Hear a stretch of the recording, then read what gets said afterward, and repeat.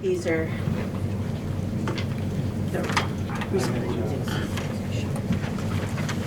the top is the questions we ask them.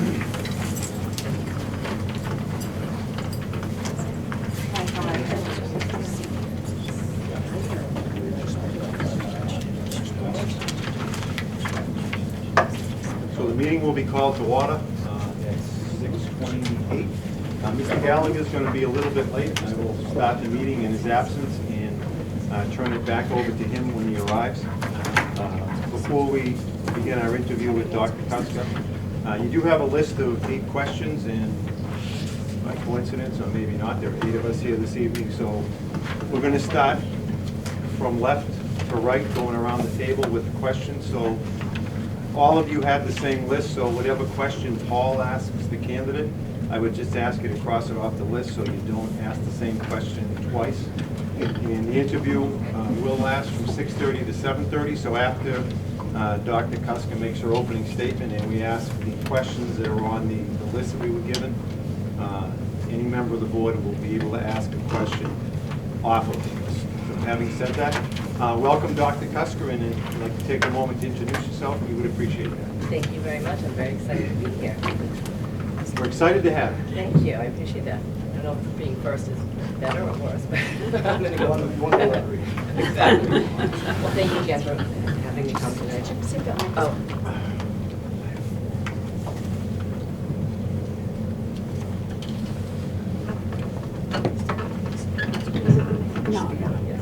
Thanks. All right. So I'm here because I'm very excited at the possibility of being your next superintendent director. I've become, in my 25 years of education, I love teaching and learning, very passionate about doing what's best for children. I got very excited in recent years as I put in my comprehensive program in Weymouth and familiarized with vocational programs. That had not been my background prior to that. And the more I've seen how the kids work in these types of programs, it's made me very excited because they come out with so many different skills and ideas of who they want to be after they exit high school. So that was what drove me to apply for this position. I'm looking for a home that I can call home for a long time, hopefully even the rest of my career. I really want to dig in and get to know everybody here. And as you can see from my resume, I mentioned I was a special educator for 5 years. I was a teacher in Plymouth for 10 years, and then I became an administrator in Hanover and director of teaching and learning. And what's nice is that I feel I have a very well-rounded background, having worn many hats.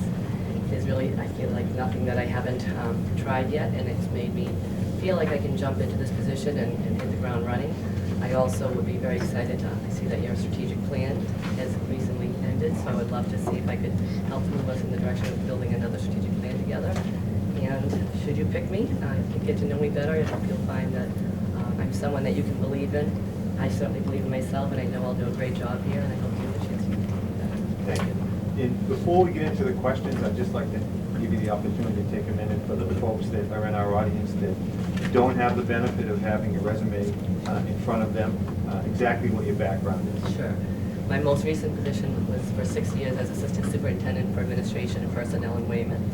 So in that role, I handled HR, oversaw the facilities. I helped my Director of Maintenance with facilities management and capital planning. I've been on the policy committee with school committee, negotiated all the contracts. I've overseen joint labor management. So I wore a lot of hats in that one role. And then prior to that, I was in Hanover for 4 years, and I handled curriculum and professional development. So I have all of the pieces to the puzzle that you could really be needing in the role of superintendent. There's really no hat that I feel like I can't wear well. And prior to Hanover, I was a teacher for 10 years in Plymouth, taught 3rd and 4th grade, and prior to that, I was in Situate for almost 5 years, and I was a middle school special educator. One of the things I did very passionately with my students at the middle school level, I took them, some of my students would go tour South Shore vocational programs, and that's when I originally became very familiar with the programs and saw the types of offerings that they have. And that's kind of where my interest began, and here I am. Thank you very much. Again, with questions. Paul? If chosen, how would you spend the first few months as superintendent in our district, and what would your priorities be? Certainly the first few months is really about getting to know people and getting to know the programs, getting to know what's going well here, and if there are things that people think that we need to improve upon, then I would want to hear about that as well. So my entry plan would be all about setting up meetings with community members, reaching out to the different towns and different stakeholders on the town level, making sure that I'm visible with staff. I would want to be available before school, after school, have all kinds of meetings set. Also, I want to make sure that I commit to time with parents, coffee hours, evening meetings, if parents want to come in and meet with me. I pretty much like to run my show as a open door policy. That being said, there are sometimes you do have to close the door and get some work done, and you can't always have that policy, but as much as possible, I want to be visible in the school, in the communities, be a strong presence, and then talk about what our next steps are in the programs here. Are there things that we want to improve upon? Maybe talking about building that strategic plan that I mentioned, and really going 5 years out, where do we want to get to, and do some backwards planning to get there. I've done strategic planning before. It's something that I'm very comfortable with and familiar with, and it seems like that you're lined up to do another strategic plan, I would think, so I'd be happy to do so. Thank you. Any follow-ups to Paul's question? Ron? Compared to a superintendent of a K-12 school district, how do you see the role of the superintendent of a vocational technical school as being different? We'll start with that. Okay. Different is that you only have the students for 4 years, so you've got a lot of work to do in those years. They're coming in with different school environments, different situations. All 5 towns aren't going to have the same program, so you got to get the kids to be at a level playing field entering the programs, and I think that's a little bit of a challenge if they are coming in from different avenues.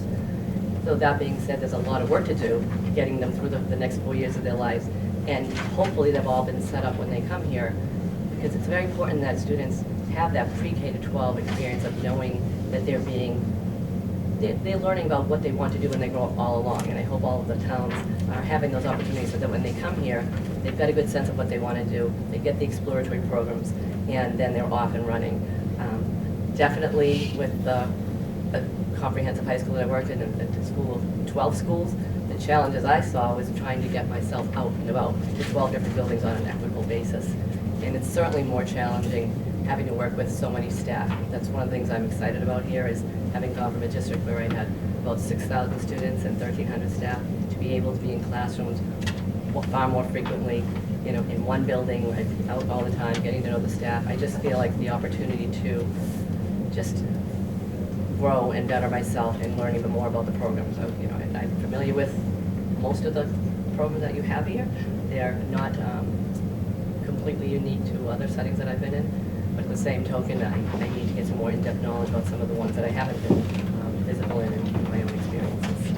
So as a follow-up to that, what is the role of a vocational technical superintendent in the community, in a local and state government? Do you have any experience in dealing with any of these? I do feel that as a superintendent director, you have to be very active and be a strong advocate for your school system.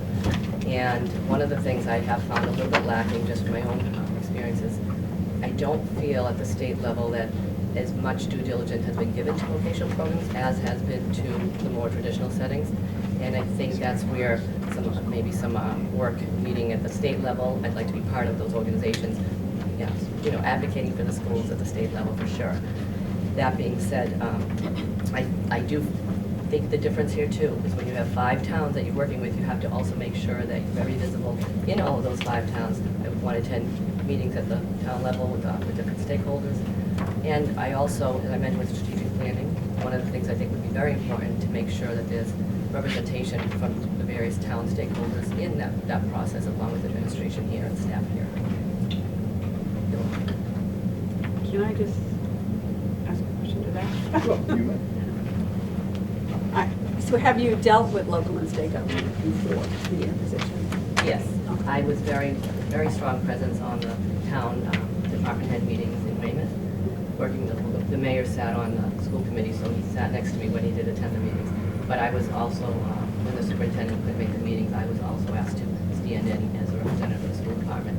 And that was a nice way.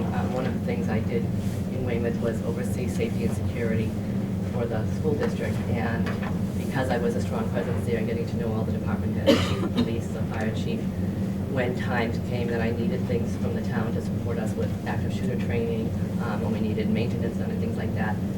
It wasn't a contentious relationship, it was much of a, let's work this out together. We're all looking for the same fund, there's only one pool of funds there. That's what makes this a little bit unique when you have 5 towns that are coming into, so you have to really try to balance your time and get to know the various town leaders. So a little bit more of a challenge there, but I'm certainly up for it, and I feel I'm very collegial, I'm very collaborative, and I've always been able to earn the trust and respect of the people that I work with. Susan, I wanted to introduce you to Bob Gallagher, our chairman. How are you? Sorry, we're running late today. No worries. Just gonna catch up and Could I ask you a question? Other than being in one building as something new for you, what do you see as the voc-tech aspect being different? Sure. Well, that's what I like about it, having the program that you have here. You have a week on, week off, which I'm familiar with from the social tech when I brought students in those programs. But the comprehensive high school that I worked in, it was embedded throughout the day because we had 1,300 students. The scheduling was much more challenging. I feel that the offerings here lend themselves much more for children to just really foster and grow and develop. I do think sometimes it's a challenge for students when they transition back after a week, sometimes in the trades, and then they go into their academics. It might be a little challenging that way, which I talked about with some of the staff here. But at the same token, what I love the most about it is that we give these kids the opportunity to try things out that maybe will become a career for them forever.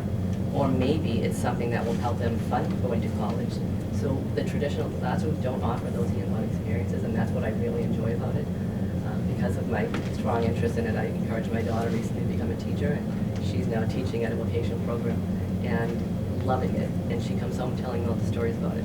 I've had many family members attend vocational programs, and I've seen one of my nephews in particular struggled in school academically, but went into a culinary program, and he's been able to build a career for himself, even though he was struggling to pass things like MCAS. So I just feel like kids have so many more opportunities, and I think they mature a lot more in these types of programs, and the success rate when they leave the high school level seems to be a lot more significant than in a traditional model. Thank you.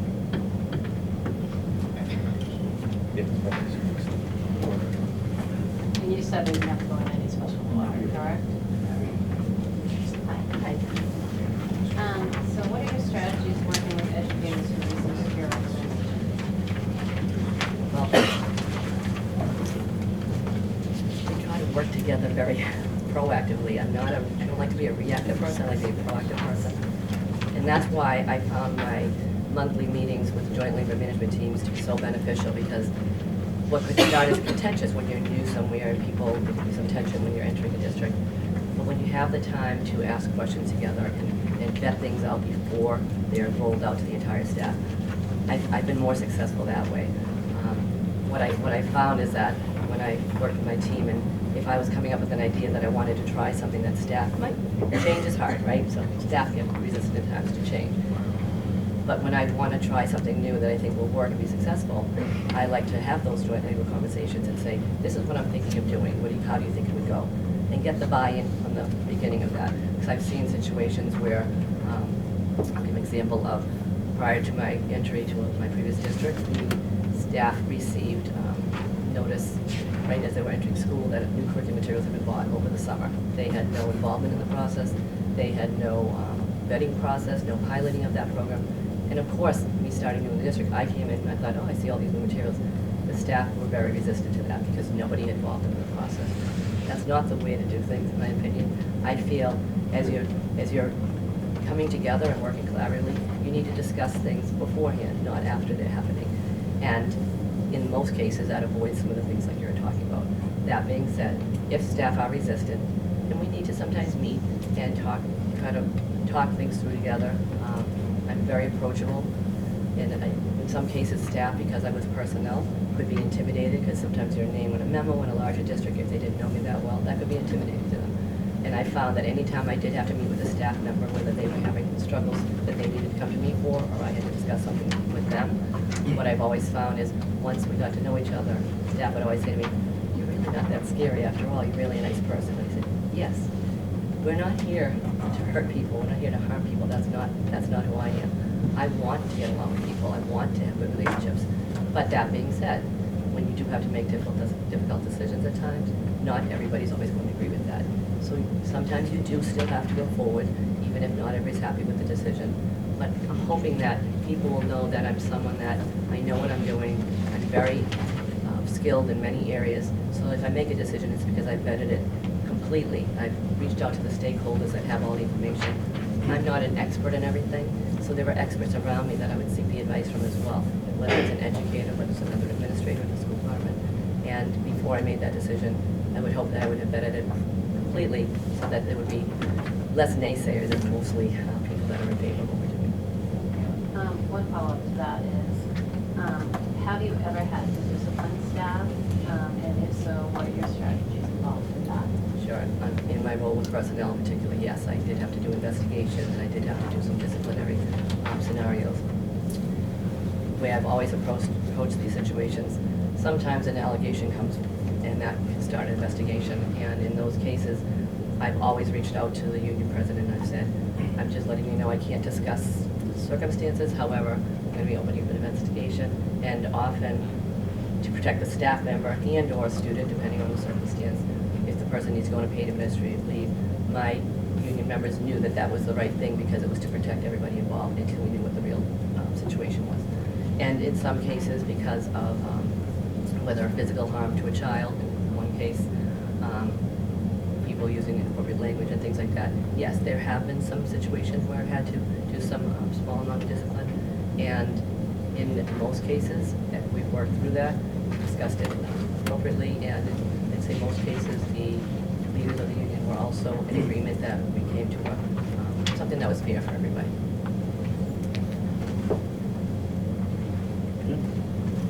We'll get back on track. We have a three-part question. How do you see the role of between the superintendent and the school? First. Well, it's a difficult job, certainly being a superintendent, and we all know that. There are a lot of politics involved. I'm not a politician, I'm an education leader, but that being said, I do feel that part of the role is to be politically minded and also a strong advocate for the schools. So you do have to have some of those politician-like skills as well. In the room, in the working with school committees, I've always tried to get to know, right on the front end, try to get to know the personalities that I'm working with. And there were times when, well, I should say, I've always felt like I've had good relationships with all the members that I've worked with. But I've had some members of the school committee that I've worked with that I've had more interactions with. As I mentioned, I oversaw the policy subcommittee, so I had certain people that I worked with regularly on that. I also did the negotiations. We had 3 members that we said proposed. So some of the members got to know me better than others, and communication is really critical, particularly with we have 10 members coming from 5 towns.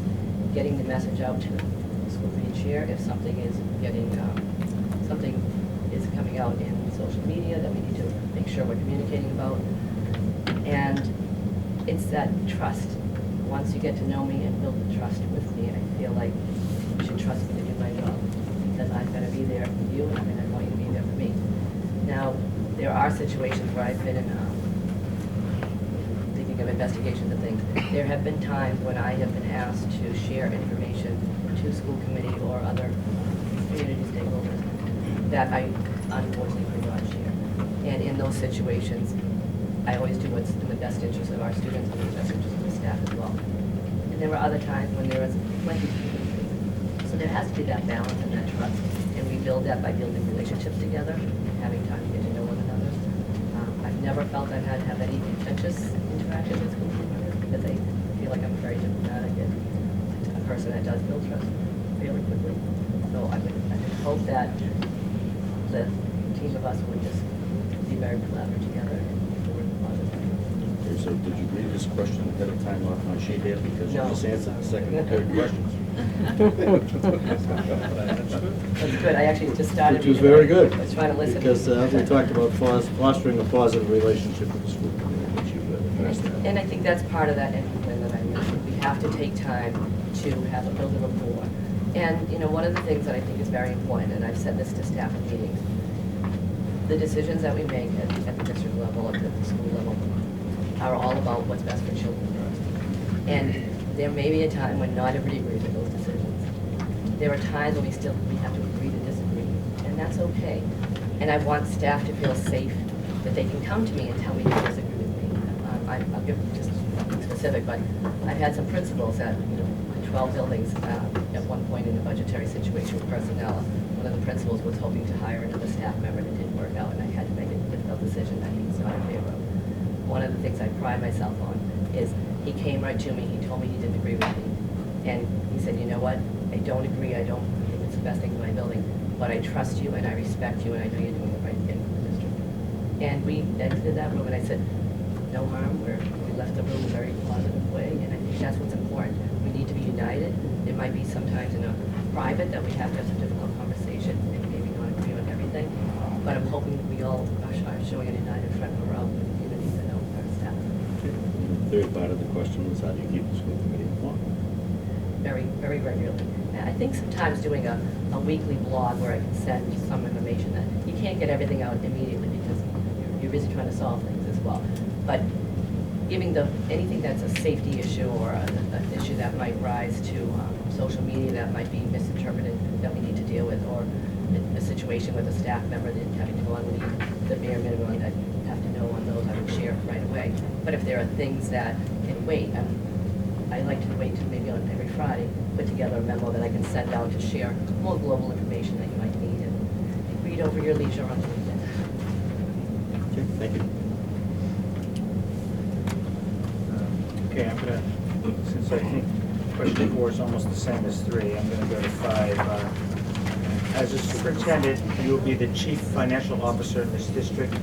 How would you work with your business manager to build budgets, monitor the finances, be able to justify the budget, not only to the school committee, but to the stakeholders, town managers, town meetings, finance committees, etc.? Well, certainly building a positive, trusting relationship with the business manager is very important, that we work very regularly together, that we're, initially I need to become familiar with the line items and the different formulas that each town has for putting together the budget, because it is different in our regional system. So that would be an educational, that would be part of the entry point as well, making sure I'm meeting regularly with my business manager, that we would be having those discussions, and I would want to go through the budget line item by line item, making sure that I have a good sense of how the budget is formed here.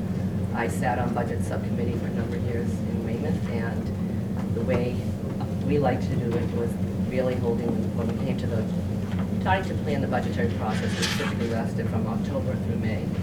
We really would meet with all of our department heads first and try to pull it together, each of their budgets, and go through line item by line item, and making sure that we were very clear on what they were asking for and needing for that year. And then prioritizing that at the district level, making sure that you have all the needs to prioritize before you share that with school committee, and that they then meet with you regularly to do so. The next part, once the school committee is in agreement with the budget that we propose and it's voted on, you need to make sure that it's being, I shouldn't say that before it's even voted on, making sure that it's being communicated out to the different towns so that they understand what the needs are. Because it is a little bit more challenging that way when you have one town to work with. Certainly, you're dealing with one set of community stakeholders that you have to communicate that to. In this case, I would think I would have to attend the 5 town meetings and making sure that we're going through all the aspects of the budget before we get to the final decision of what's going to happen next and what we're going to be asking for in the following year. Okay, thank you. I have a follow-up for that on the budget. Describe the processes that you may have used or would use to ensure the end-of-year budget excess is maintained at reasonable levels. Constantly checking in with that. One of the things I always found was certainly personnel takes up the largest amount of your budget, but so that's really critical. When if I had staff exiting during the year, whether it was a resignation or whether it was just a retirement mid-year or something, I kept very close track of all of the people that were exiting and then who replaced them, because that is an area that I think you can go quite awry if you're not tracking the funds that are going in and out of the district. I have seen situations in the news, and I'm sure all of you have as well, that various districts were not expending funds, and then, the opposite, that they were running out of funds because they weren't keeping track of that weekly, monthly, ongoing, and found themselves in a situation where they were trying to use the following year's funds to pay for things that they were not legally able to do so. So I would never want to put the district in that situation. So I would have bi-weekly check-ins with the business department, making sure that everything that we put into the budget is being tracked regularly. We're not adding unforeseen costs that I'm not aware of. And that is often in special education, that is the unforeseen cost that you don't plan for. The student moves in mid-year from somewhere or enters a program for whatever reason. Sometimes those things can happen. Or a student is evaluated mid-year and maybe needs professional support or different things that you didn't plan for. And those meetings have to be ongoing with special ed and with the business office so that we don't overspend or also have a year that we don't expend all the funds that we certainly needed and giving money back that we really needed for things that were not bought in a timely manner. Because a budget for a voc tech school that involves more than one town, we're allowed a certain amount of money to keep. And that's why I asked you about the budget excess, because sometimes we go over that. Do you have any knowledge of that? A little bit, but I mean, I think the thing that I sometimes, districts and towns don't have what they call a rainbow fund, and when emergencies happen, going back to the towns and asking for things. So it's good that you do have the ability to have a small amount of funds that you can maintain, but it doesn't always mean it's going to solve all the problems either. So the tracking part, I think, is the most important, and that's why I feel like those meetings early on, getting a sense of each line of the budget and making sure I'm very aware of the formula for each town and what funds are available throughout the year. So, Susan, we have a $32 million budget for fiscal 2021, which has to be approved by all 5 of the district towns. Can you tell us what your involvement was in Raymond as far as the preparation and approval of the budget? Really ongoing, because we did work as a team at the central office. There were 2 assistant superintendents for most of my time there and the superintendent, and we often would have a special ed, the administrative special ed, so the 4 of us were at every one of those meetings, and the night meetings with school committee, I attended all of those as well. So we really worked very close with school committee to make sure that the budget was carefully gone over, that they were in agreement with the things that we were asking for before we even got close to those decision-making processes. The budget was over 70 million, so far larger, and it was very, I kept myself very aware of it. I was not as involved in the tracking of all of the ongoing expenses as I was with the personnel expenses. That was my major involvement, just because I oversaw HR, so I really had to be on top of that, especially where it was about 85% of the budget at the time. Were you involved in the approval of the budget on the town level with the finance committee or selectmen? Is it a city or town? There's a town council and there's a mayor. Okay. So I attended the meeting once we, when the school committee approved the budget, and then we would go over to the town and go through the budget. I didn't present it, but I attended the meetings when the superintendent presented. Okay, thank you.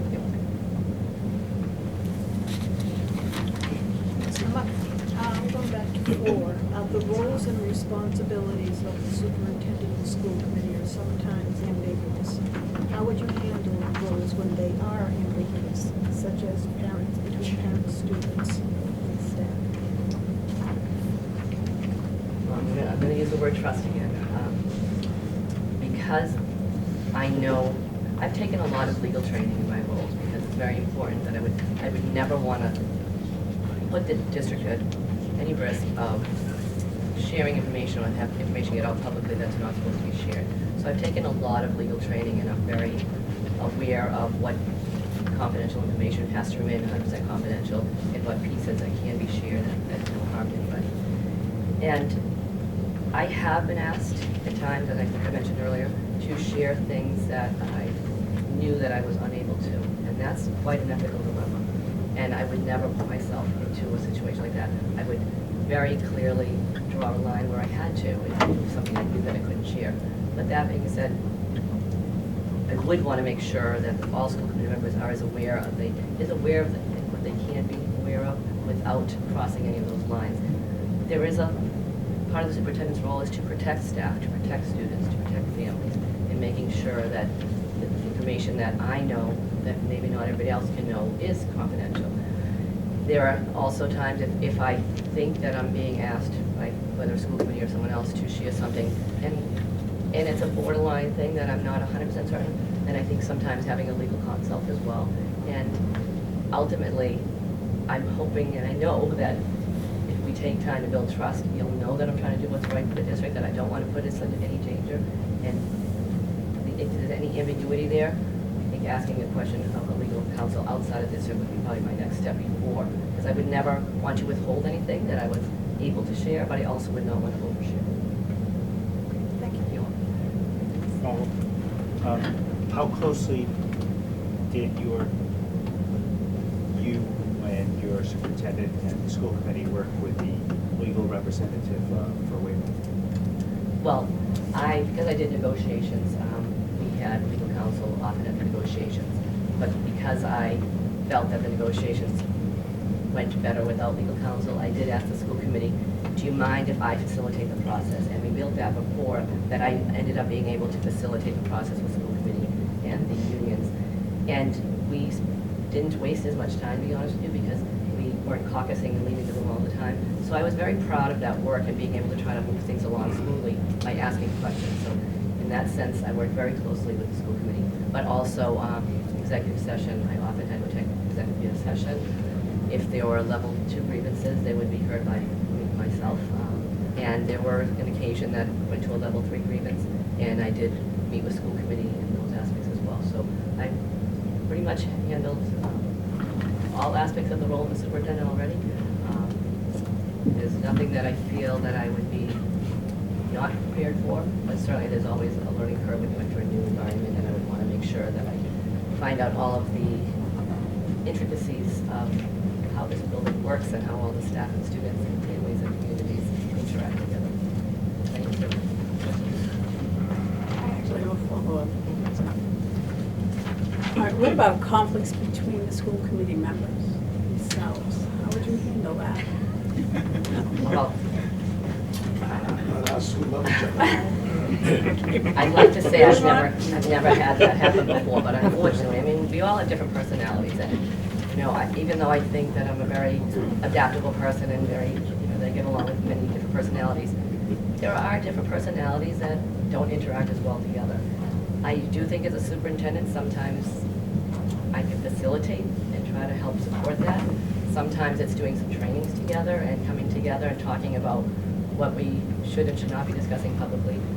I do worry sometimes, I have been in meetings where, because not me in particular, but I feel I have very good communication skills. So I would hope that someone would pick up a phone and ask me a question, not call me out at a meeting at the table and put me on the spot if I don't have the information. I think that's part of the balance that we have to do together with kids, because it's got to be a positive interaction as much as possible. I have seen some of the tension that you refer to. I don't know that the superintendent is always the one that can solve that. I think sometimes the other members of the committee also have to work with that. But training can be key if you have new members coming on and they need to understand their roles as well. I definitely know what the roles of the school committee are, what the roles of the superintendent are, and I think there is that little bit of overlap. It gets a little bit, or it can get a little bit gray and blurred for people, but making sure that if people are overstepping, whether it's hopefully not me, if I'm overstepping, I want to make sure that you come to me and tell me that. And I want to build those relationships with all of the members so that I would be able to have that conversation, hopefully privately and not in a public forum, so that we have that ambiguity and that tension at the table. It's not the way we want to represent the school department. Because I'm up. This is kind of a different question, because this is kind of a pet peeve of mine. So we've heard a lot about bullying among students, and for the most part, I think we've done a great job in handling those situations. But what about adult to adult bullying, or staff to staff bullying? Do you think it exists? And if so, what would you do about it? Well, I started investigating to find out if it is within the limitation of bullying. Sometimes I certainly have been asked to, because particularly in my role in personnel, there have been many times where I've seen some, or heard of some conflicts between a staff member. Sometimes it's an administrator and a staff member, or sometimes it's been two staff members and have worked together that can't work things out. So yes, in various departments, at the school level, at different department levels, I have had to intercede and facilitate some conversation with those members. I try to be very diplomatic about it. You know, we need to work together and be professional. We may not always agree, we may not always like each other, but being professional is very important to me, and making sure that that expectation is set from the top, bottom, all the way down. In a couple of situations, I was not able to end the situation in a positive way. The staff members could not agree. And what I did was I brought in a mediator from the Employee Assistance Program and had them meet with that person. Sometimes having a neutral person outside of the district is helpful if it's a very difficult situation. But yes, I have unfortunately seen a few situations that I don't know if I would have called bullying per se, but certainly some hostile interactions that was not acceptable at the building level. We need to try to work collaboratively together, and we need to be role models for students. But I do think it's you can handle that in a very proactive manner and try to be a positive influence versus having to, it should not rise to a disciplinary level. It should be something that we can work out problem solve together. And I do think that's also something where sometimes calling a representative into a meeting, representatives, we can talk together and try to solve it together and not have it continue. It's not good for students, in my opinion, because students can sense that tension. They feel it. If two staff members that have to work together on a regular basis aren't getting along, that sets the tone for the students as well, and it can't continue.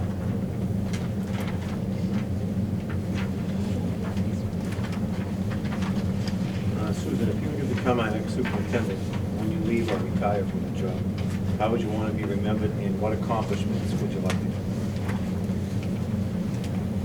Well, I would want people to feel that I was someone that they could respect, that they could trust. You know, I'd love it if everybody here would adore me and love me and like me, right? That's probably not reality, though, because, you know, there are going to be situations that, as I mentioned earlier, not everybody's going to agree with everything we do. And it is a difficult job, and you do have to do difficult things. So unfortunately, maybe not every single person will like me. I hope the majority do. But I think that's one of the things, as I mentioned with staff members, one of the things I have prided myself with is that people have said that to me, that they respect me and they trust how I handle situations. And that doesn't happen overnight. You have to build relationships with staff. You have to work very hard at those relationships. I would also like to think that when we get to that point, that we've had a strategic plan that was successful, that we've made decisions together, so that what we wanted to plan over the 5 years and want to accomplish, that I was able to help the district accomplish those things. If nothing gets accomplished and I didn't make an impact, then I'll probably be forgotten quickly. I don't think I've ever been forgotten quickly when I've left. I know I still have many, many people reach out to me. I have interaction with staff members looking for advice on just different things, on licensure and things. I'm still able to help people that I've had professional interactions with in the past. And you can ask a number of superintendents that I work with in various groups that I've been part of. I've always been a strong presence at those meetings, and I've always been someone that people come to for advice because I've handled a lot of different things. I don't know if that would be 5 years, 10 years. I would like to think, as I mentioned, that I could have a long career here, and maybe even the rest of my career. You had a very long-standing superintendent here, and that's quite an accomplishment. I don't think I'd be able to last that long, because I don't think I'd be starting soon enough to do so. But that being said, I just feel that if we work together, that we develop a cohesive plan together, and we set off on a mission, and practice what I preach, that I'm someone that is consistent and caring and hardworking, and you'll never see anyone be more of a cheerleader for the school. Thank you. I have a follow-up question to that. So if you had to pick one characteristic, because you talk about trust, and trust isn't something that happens overnight, what would be your strongest characteristic to build trust? Characteristic, I was going to say, really that communication piece is critical, but it's being a moral person and an ethical person. I don't take decisions that I make lightly. I really vet them carefully. You know, I've mentioned to you that I have been put in situations of being asked to discuss or share or do something that was not ethical, and I can't do it. I would never put my school department, the towns, in jeopardy in that way. And sometimes that is not favorable to everybody. So strong ethics is certainly important. My compassion for people is also important, and I think, as I mentioned, I've had to deal with some difficult situations. I can remember one staff member, it was a situation where I had to investigate something. And I did have to put the person on a leave. I explained why, they understood. When it turned out that the investigation was not, the allegation was not accurate, I was then able to meet with the staff member and let them know everything we could work with, bring the person back. The person should have probably not liked me because I had had her out of the building for quite a while, a short time. She said, "I'm sorry, can I hug you?" Because even though it was a difficult situation, I handled it very compassionately. And I'm not there to make people feel bad about what they do. I'm not there to have it. If I have administrators that make a decision that maybe I would not have made and I don't agree with it, I'm not going to beat them up over it. We have to respect each other. We have to have strong relationships together. So I think the compassion is probably where it comes from. You build trust by being consistent and compassionate.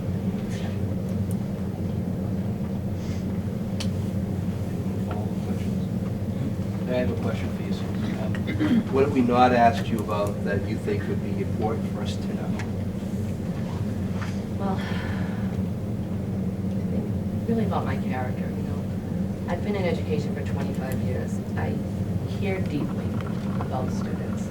I want to make a difference. I do believe I made a difference in my various roles as a teacher, as a leader, as an administrator.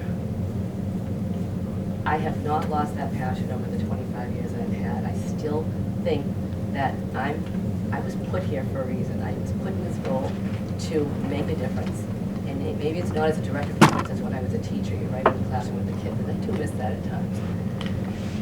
But I do feel that the interactions I've had with staff, helping to build and grow and support the administrators I work with, has really had a strong impact and a positive impact on students. I never want to give up on that. As I mentioned, I think maybe in my previous interview, education found me. I had no idea. I went to Boston Public Schools, and then I went on to Catholic High School. I was a very shy, introverted student and had no idea what I wanted to do. I just knew I needed to go to college. I needed to get a degree. I went on to college. I left college, married, had a child young, and I also worked at an off-campus work-study job where I was interacting with students. Something clicked like that, and I realized that this was my calling. I've never turned back and regretted that decision. I moved forward, became a teacher. Never at the time did I think I would be in this seat looking to be a superintendent. I never would have thought that's who I was. But I built those leadership skills. I realized I have a lot to give.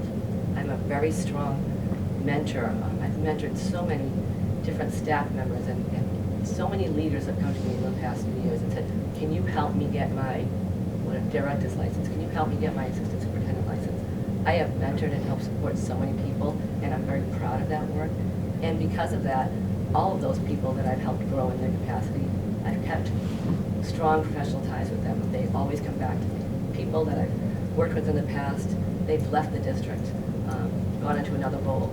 Just last week, I had an administrator that I used to work with calling me up. What would you do in this situation? People trust me. They come to me for advice because I have a lot of working knowledge. So I guess that's really what I want to impart. I'm not just a skilled leader. I'm not just caring about kids. I'm very well-rounded, depth and breadth of experience that I think is hard to surpass. But I'm also very humble. I believe that I'm only as good as the people around me. And making sure that you have strong people around you that help do that work together. We're all in it together. It's not me at the top. It's all of us together collaboratively. That's my style. And at times, though, there are situations that happen that the superintendent has to make that difficult decision.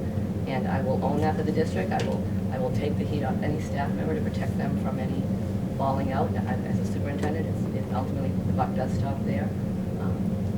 I'm not afraid of the challenge of starting a new role. I'm very excited about it. This opportunity just seems like a really good, strong connection to me. when I started researching Shawsheen, just everything I was hearing was so wonderful. And then when I came and visited, I met many veteran staff and I met some of the newer staff. Every single person I talked to, which I've not always seen, had such strong connections with the kids and also still seem to love what they're doing. That was very exciting to me because there have been times when I've seen some staff members that have been burnt out and maybe not as enthusiastic as they had been in the past. That's not what I felt here. I felt a camaraderie, a sense of community, and I really think I have a lot to add to that community. Any more questions from Thank you so much. Thank you Thank all. you very I much. hope we get to talk again. It's hard to really get to know a person in these settings, but I know you would really be happy to get to know me better. Thank Thank you you very very much. much. Thank you. So welcome, thank you for coming. Thank you, thank you. I don't know, I think we're gonna do it, Bob, I think we are gonna introduce ourselves to you. I don't Okay. know if you know everybody, I know you might have met everybody before. Yes, I definitely So have met Start everybody. with Paul. Hi, Paul Geddick from Hi, Paul. Burlington School Committee. Ron Fusco from Billerica. Paula Lambert from Borica. Hi, Paula. Jim Gillis from Wilmington. Hi, Jim. Glenn McIntyre, Bedford. Hi, Glenn. Nancy Aspetti in Bedford. Hi, Nancy. Patricia Muse from Tewksbury. Hi, Patricia. Bob Peterson, Wilmington. Hi, Bob. Bob Gallagher from Burlington. So what we're gonna do is just kinda go around the table and ask you some questions, and there'll probably be follow-up questions as well. Okay. Time for you to comment. Opening statement. Can we ask Ms. Lesko if she'd like to make her opening I statement? was gonna just. I knew you were. Let's go. Would you like to make an opening statement? I would love to make an opening statement. So half of you have already seen me interview and half of you haven't from my first interview. So I hope I don't repeat myself, but it's my story, so it is going to be a little repetitive. So I went to Merrimack College and I graduated with a math degree and with no intention of ever being a teacher. My plan was to go into industry and work for the government. I was employed by my co-op job at MITRE in Bedford. So I worked co-op at MITRE when I was a junior. I started in college and they offered me a job right when I graduated. So at MITRE I was an operations research analyst and I worked on multiple government programs. If you're not aware what it is, it's a federally funded research and development center, an FFDRC, if anyone is not familiar with that, and we work on all federal programs. So it could be for the Air Force, it could be for security services, it could be internal projects at MITRE.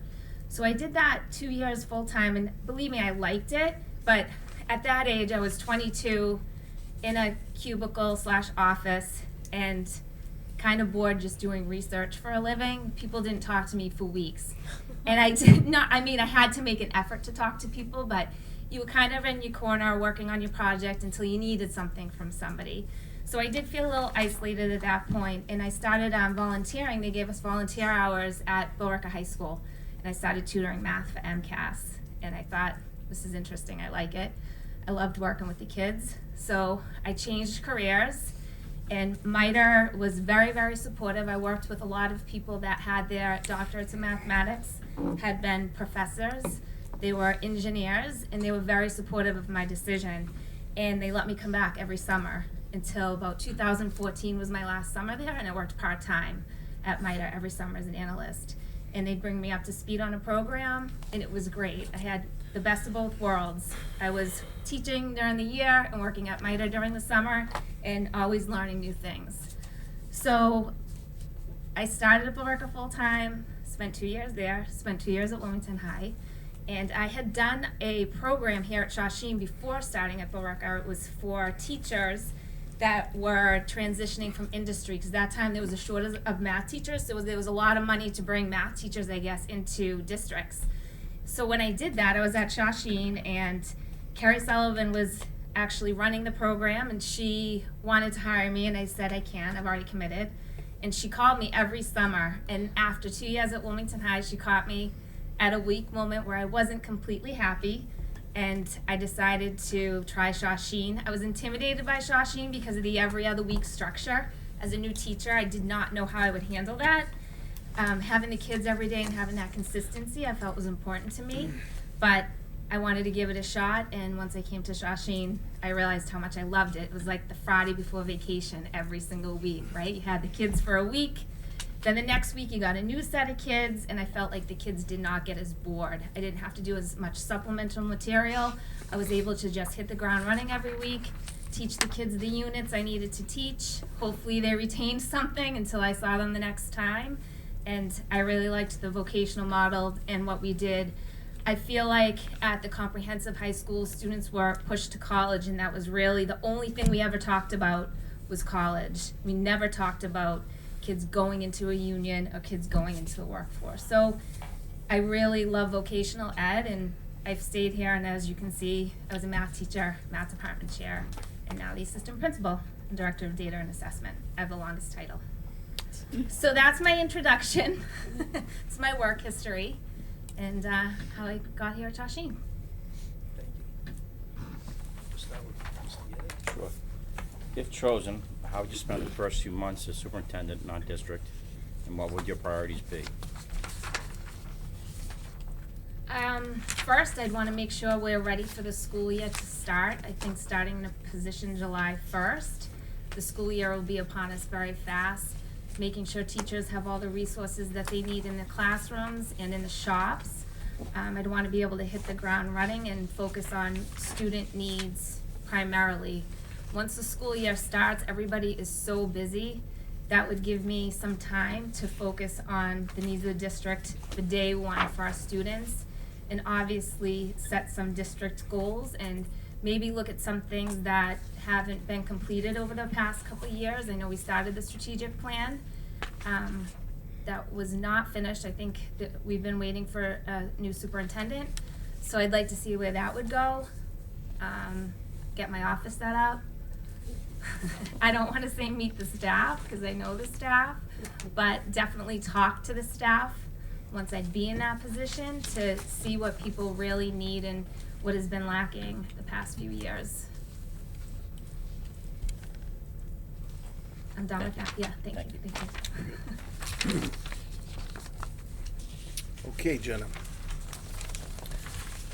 Compared to a superintendent of a K-12 school district, how do you see the role of the superintendent here at Shawsheen as being different? Like I said in my opening statement, we don't focus just on academics and just on getting students into college. We're focused on seeing if kids want to go right into their career, right into the union, maybe work for their co-op employer for the rest of their lives. I've been interviewing students, and they tell me what they want from Shawsheen, these 8th graders.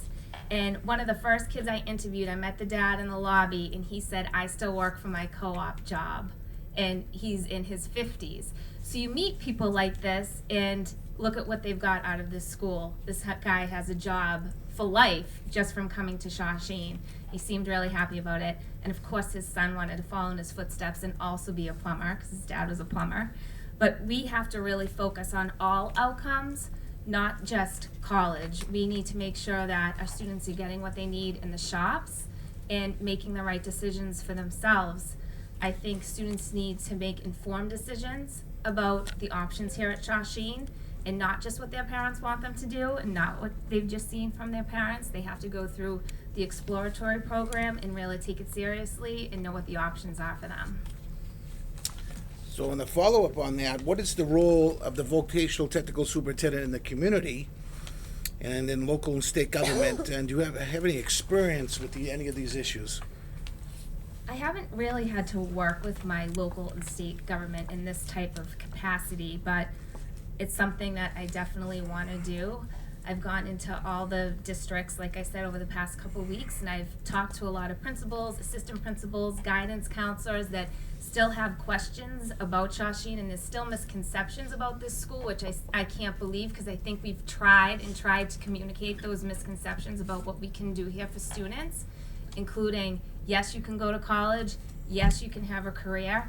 People still don't see that, and I've had to say it over and over again, even when I go into these districts and talk to principals. And the other part of it is going into the districts and working on the budget and just having an open line of communication with them. I want to have a good relationship with our 5 sending towns. I don't want to be the competitive, well, we need these kids, these are our kids, and fighting over heads. And I know that that happens in our schools, and I don't want it to be a competition. I want all our schools to work together and realize that we're providing our students with something different. Our model is completely different. It's not right for every student in these 5 towns to come to Shawsheen, but they need to make right, informed decisions. And it shouldn't be about the adults. It should be really about what the kids want to do and what the kids want to achieve. It's true, and in my dealings with the new high school in Billerica, I have tried to promote, and I would hope someone like yourself and any superintendent we choose to just put say it's an alternative. We're not, like you say, I agree, we're not competing. I want us to know that Shawsheen is a viable alternative. Yeah, yep, it's an option, it's not a competition. We're Thank you. all public schools, and I think in a way people forget that, but we're a public school, Thank you. we're a regional school. Thank you. Your turn. Your turn. So, once again, I'm gonna go out of order. It's your own order. You're certainly allowed Because you to. brought up a good point, you're a staff member here, right? Yep. So, we're just gonna dive into that one. Okay. Okay? So what are your strategies working with educators who resist your recommendations? So teachers, I first would want to say that I'm a good listener. So I would obviously want to work closely with that staff member and listen to their concerns and find a strategy that would work for them if they're not going to listen to my recommendation. I might also listen to the staff member and maybe my recommendation isn't that great. I'm only one person, it's not just about me.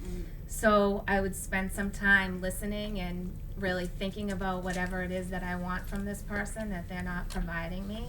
And if they physically or mentally cannot provide to me what they need to, I'd have to ask somebody else, and it'd be difficult to do, but I'd have to be open-minded and do my research and try to work collaboratively with somebody versus this is what I want and this is it. It's not really my style. Okay. So, if necessary, what are some of the strategies that you would use for disciplining? If you found that something needed discipline, how would you approach that? And what would be some of your key strategies when dealing with that staff member? So anything with discipline, staff members also have their own rights. Yep. Obviously, we have a strong union presence at Shawsheen Tech, and I would obviously want them to use that union presence if they needed it, or if they needed a lawyer, and if I needed a lawyer, if it got to that point, I would do, again, my research and get the right people in line. If it's something beyond just a conversation and a few things to work out with someone from person to person, I know that I'm not gonna have all the answers when it comes to something very serious. I hate to come to a job interview and say I'd fire somebody, but if something gets to that point, you have to make the right decisions for students and what's best for the school sometimes. But there's enough resources out there that I would lean on, and I know the superintendent has a lot to do and has, I don't wanna say all the power, we don't, but you have to lean on the people around you to help in those situations. Great, thank you. I'm going back in order. Okay. Again. Three-part question. How do you see the relationship between the school committee and the superintendent? First. Okay, do you want me just to answer one part at a time? Sure. Okay. Whatever you want to do. Okay, I can answer them all, I'll answer the Answer them first all. part, I'll answer the first part. So the relationship between the school committee and the superintendent, I've been to some meetings, I'm not gonna lie, I've been here a long time, but I haven't been to a ton of school committee meetings because I always just felt like everything was great and nobody really needed me, but I actually now wish I went to more of the meetings. But the relationship that I would wanna have with the school committee, obviously, we have different roles, but I would want us to have the same vision for Shawsheen and agree on the same vision. it would be my job to implement that vision and follow through on it and work with people in the district to make sure we follow through on that vision. So that would be the first. Everyone has to set goals in every industry, even education, and it's a hard thing to do, but I would want everything to be focused on students and their success. Students' success and achievement is the most important thing for Shawsheen, and I would not want to lose sight of that. So that would always be my main focus, is what is good for our students and how are we going to get there. Again, I work collaboratively with people. I'm not the type of person that's going to come in and say that this is my way and only my way unless I have to get to that point. I think I'd have a good working relationship with the school committee, ideally, and I know that you'll set the policies that we have to follow, and I'm definitely a rule follower. If you set a policy, I'm gonna follow the rule. And obviously managing the budget, again, that's not something that only I can do. That's a team effort between the school committee, the business manager, business office, and the superintendent, and hopefully we'd all be on the same page most of the time. Okay, you answered the second part of it. I did. Strategy. Okay, I didn't even read that question, but I. And let's get into, well, you can read the third part for me. You want me to read the question, Mr. Gillis? Read the third part. Okay. How do you keep us informed? How would or did you keep your school committee informed? Well, there's the phone and email, but obviously face-to-face too. I would hopefully communicate with everybody on a regular basis. I'm not going to work in isolation. That's my least favorite way to work. I'd want to work collaboratively with the school committee within the limits of what I'm able to do. Open door policy for Mrs. Lesko wherever she goes. I keep my door open. I like to talk to people. I like to listen to people. And again, I'd want to keep everything student focused. That's the most important thing to me. Okay, thank you. All right, so I'm gonna use the question I used last time. Number 5 on your list, for those of you keeping score at home. As a superintendent, you will be the chief financial officer in this district. How would you work with the business manager to build budgets, monitor the finances, and be able to justify the budget not only to the school committee, but to all the stakeholders, i.e. town managers, town meeting, FinCom committees, citizens of each town? So, like I said before, I would already hope to establish a relationship with our 5 sending districts. If I got this job, I would reach out to the finance committees and the town managers and introduce myself and get to know them.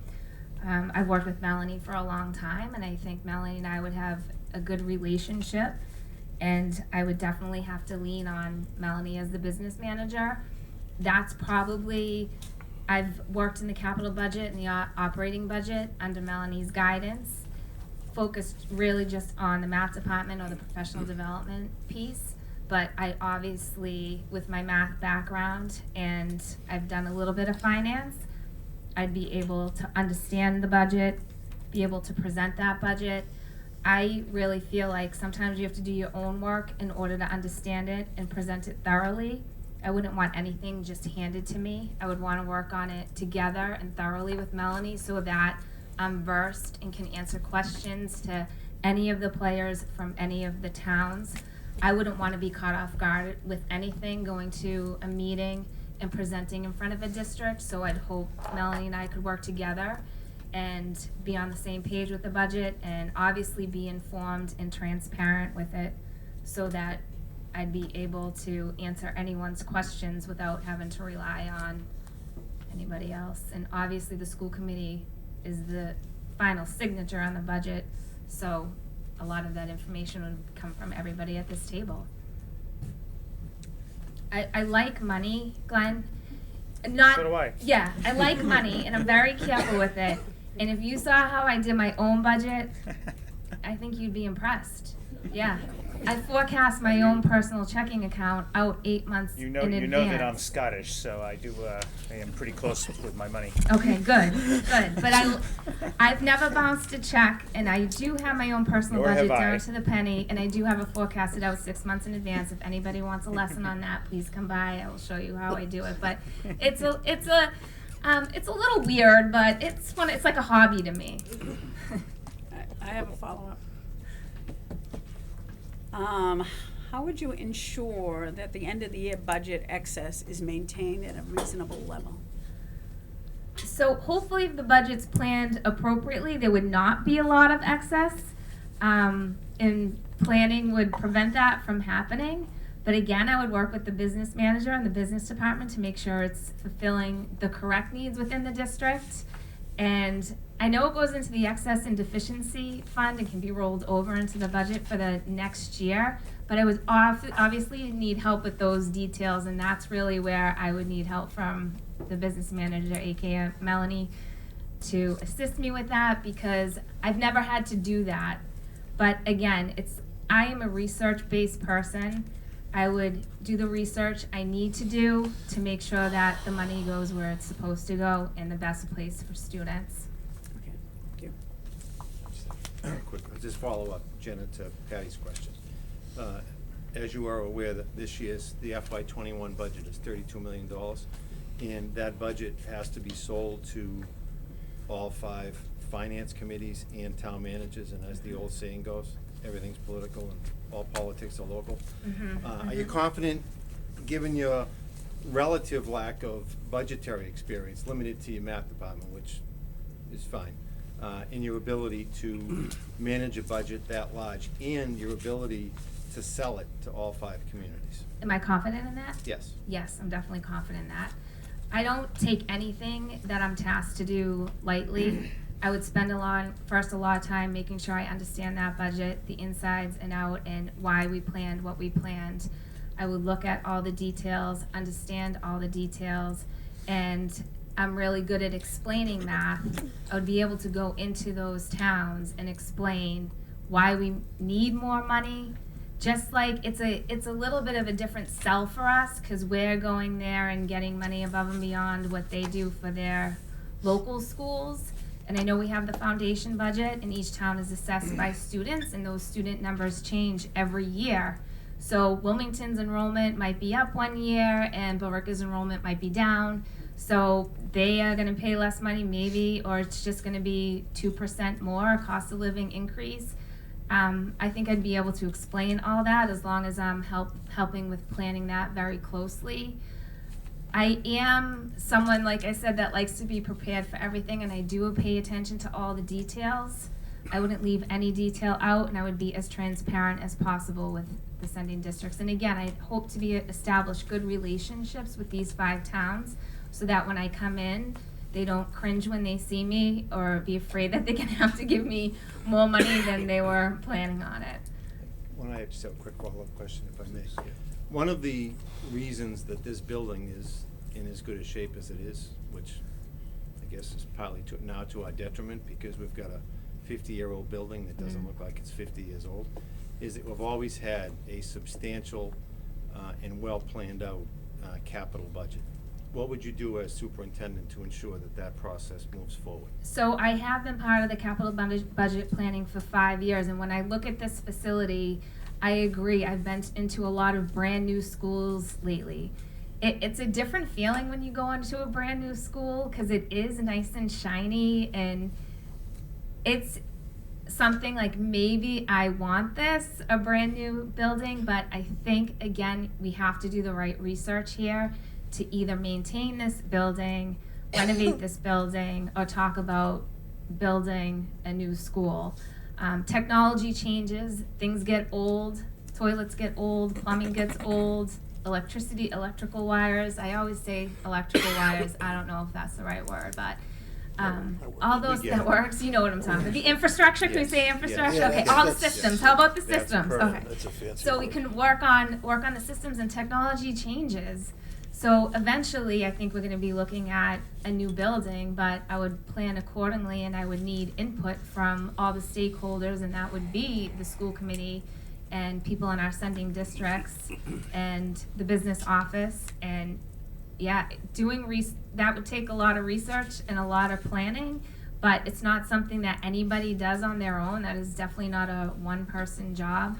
When I was at Billerica, I heard they were giving a tour to I think it was Stoneham, and they're looking to build a new school. They're in the process of building a new school, and they were explaining, like, we picked these tiles versus these tiles. They're more expensive, but you have to get these because A, B, and C.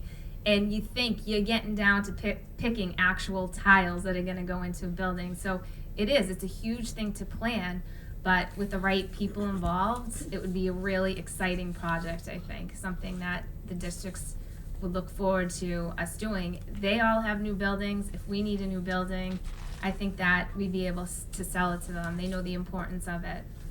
And again, kids choose to come here, and we need to provide them with what they need for the future. And maybe a 1970s carpentry shop isn't gonna be enough right now for what they need for the future. Just like we got the food truck, because that's something different, that it's a trend right now. So we developed the food truck, we've used the food truck. That's easy to build a new, well, not easy, it was not easy from what I've heard, but the food truck was a new initiative based on current trends. We're gonna have to follow those trends. So again, careful planning with the right stakeholders, and I think people in this school district would love to have an opinion on their vision of where they see this building going. But it's hard to plan for 5 years out. It would take a lot of forecasting and a lot of analysis of the budget, and having to take out bond issues and timing everything right so that other things are paid off. There's a lot that goes into it. But I'm a planner, and with the right people with me, I think we could do it. Thank you. Back to 4. The roles and responsibilities of the superintendent and the school committee are sometimes ambiguous. How would you handle the roles when they are ambiguous, such as parents, students, and staff? I'm a big chain of command person, and I think I've just learned that from being a teacher. If a parent went right to the superintendent about me, that didn't really feel good. It didn't feel good at all, because I would find out about it. So I do respect chain of command, and I think we need chain of command here. There's some issues that parents or students could come to a superintendent with that has no place at the superintendent level, and it needs to get kicked back. I always respected Bob Canellis, especially when I was the math department chair, because many times I heard him say to a parent, "Have you talked to the teacher first?" And that was always the first line of defense if a parent was upset about a grade or something that their child did.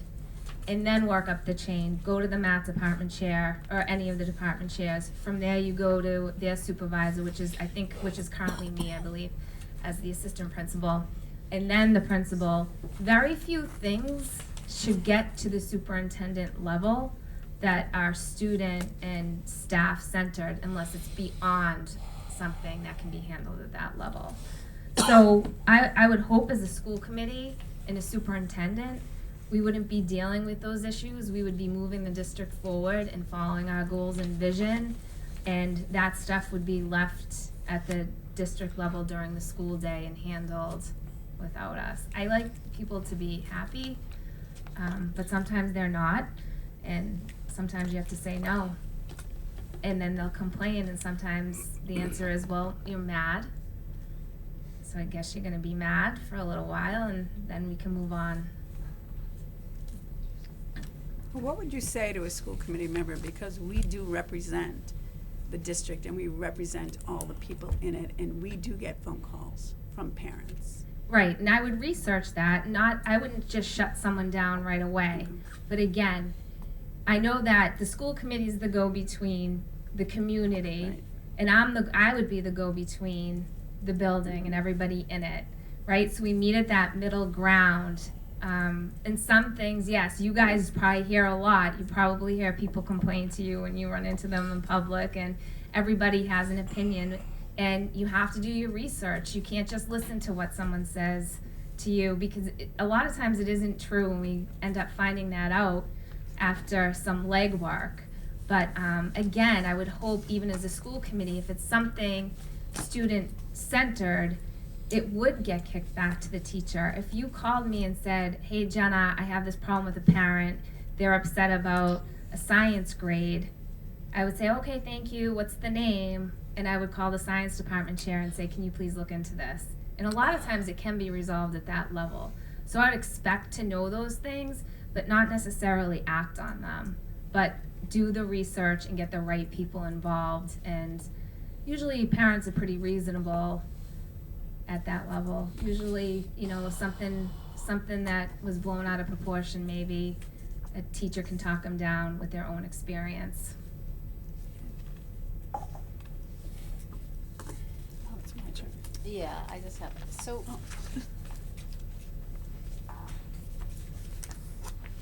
I guess my question to you is, do you fully understand the relationship between the school committee and the superintendent? I would hope so, yes, yes. All right, because what I hear, and I'm just is that there's this divide where there really should be this unity. Right, okay? right. So I just wanted to say that that's one thing I think that Shawsheen has done really well over the years, and it has kind of lagged. Yeah. So I would think and hope that that bridge would be mended, so to speak, and I'm looking forward to that relationship with the new superintendent. Yes, yes, I agree, I agree. I'm not coming in here saying this is my school committee, this is my school. No, this is I how it understand, goes. yeah. No, I would want to work with everybody, absolutely, there's no question about it. But again, I feel like following research and paying attention to research and being able to present that no matter what the issue is, then we can make informed decisions. And I know there's politics involved, and that's just part of it, but I would hope sometimes you put those politics aside and look at the facts too and be able to make the right decisions for students. Yep. Okay. We've heard a lot about students bullying other students, and it seems like we've done a pretty good job in handling all those situations. But what about adult-to-adult bullying? Do you think it actually exists? And if so, what would you do if you hear about it among your teaching staff and your administration? I mean, I think in any professional environment, adults have bad days. I guess it depends on the extent of the bullying. If it's just a little bickering among adults, I would hope as professionals they'd be able to resolve it. Stepping in as a superintendent again, I would hope if there's teacher-on-teacher conflicts, it would go through the proper channels before it got to the superintendent level. But if it got to that level, I would talk to everybody involved, see what's going on, maybe sit down together and try to work out a resolution. But you know, some people have bad days, they might snap at each other and move on from it very quickly. Bullying to me is a really strong word. I mean, that's not just one instance of not getting along, that's two people that just can't work together. I'd find a way to, if it was physical space I had to put between two employees that weren't getting along, I would put the physical space between them if we needed to.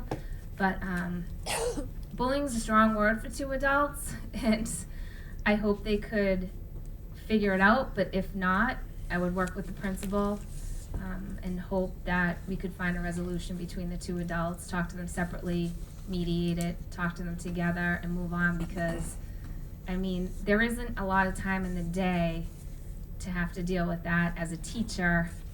Teachers are pretty busy, right? They're in the classroom. If they're arguing over something minor, that's one thing, but I would hope I'd be able to mediate a conversation between the two adults to get them on the same page and bring them back to reality and be a model for students. Okay, thank you.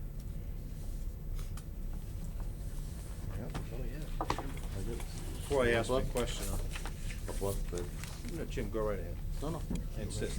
No, Bob, you go, Bob. You haven't asked your question. She knows I have a tough one. Are you asking a follow-up question? Yes. No, go ahead. Just go ahead. Just You're a up. question. No. Well, I want to go back to your competition versus alternative. In a way, I agree with you.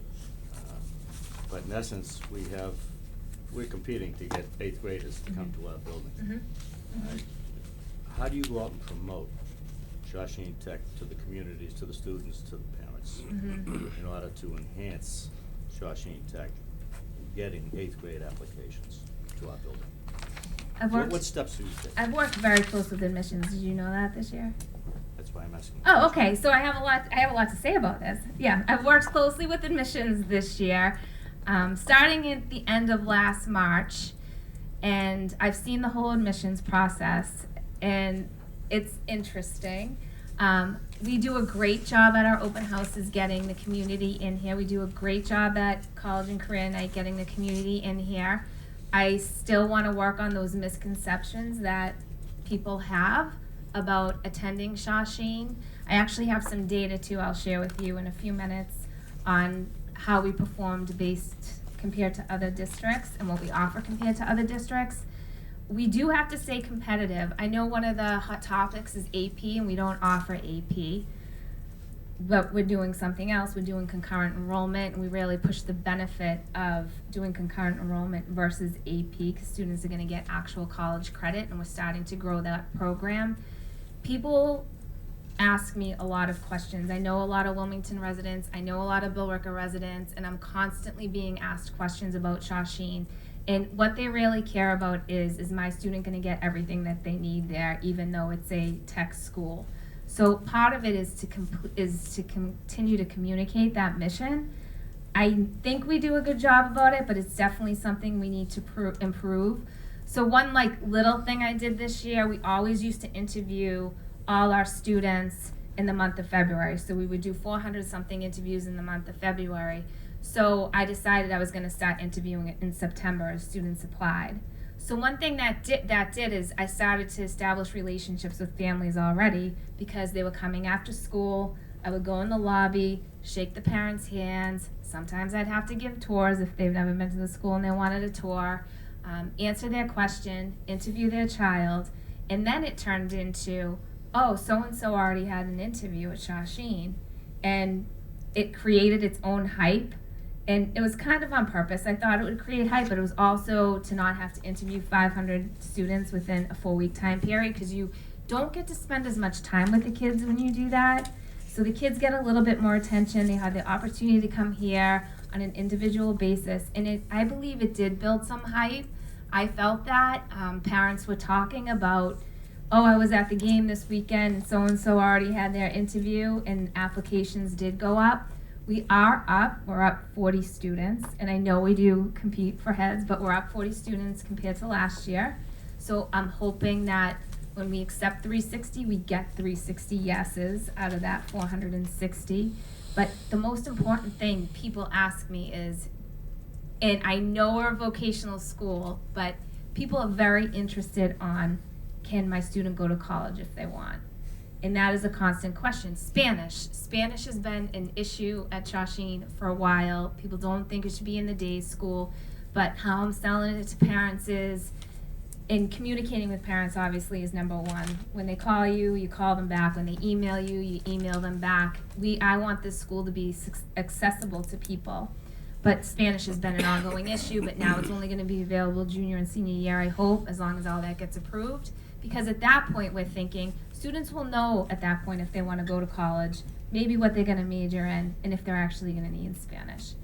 Another thing that we're working towards is paperless admissions. I don't know if anyone's ever sent their students to private school, but we still deal with paper. I hate paper. I hate it. I hate it so much. If you guys saw my office last spring, it was filled with paper, so much paper. To the point where parents that I knew who were sending their kids said to me, what is up with all the paper?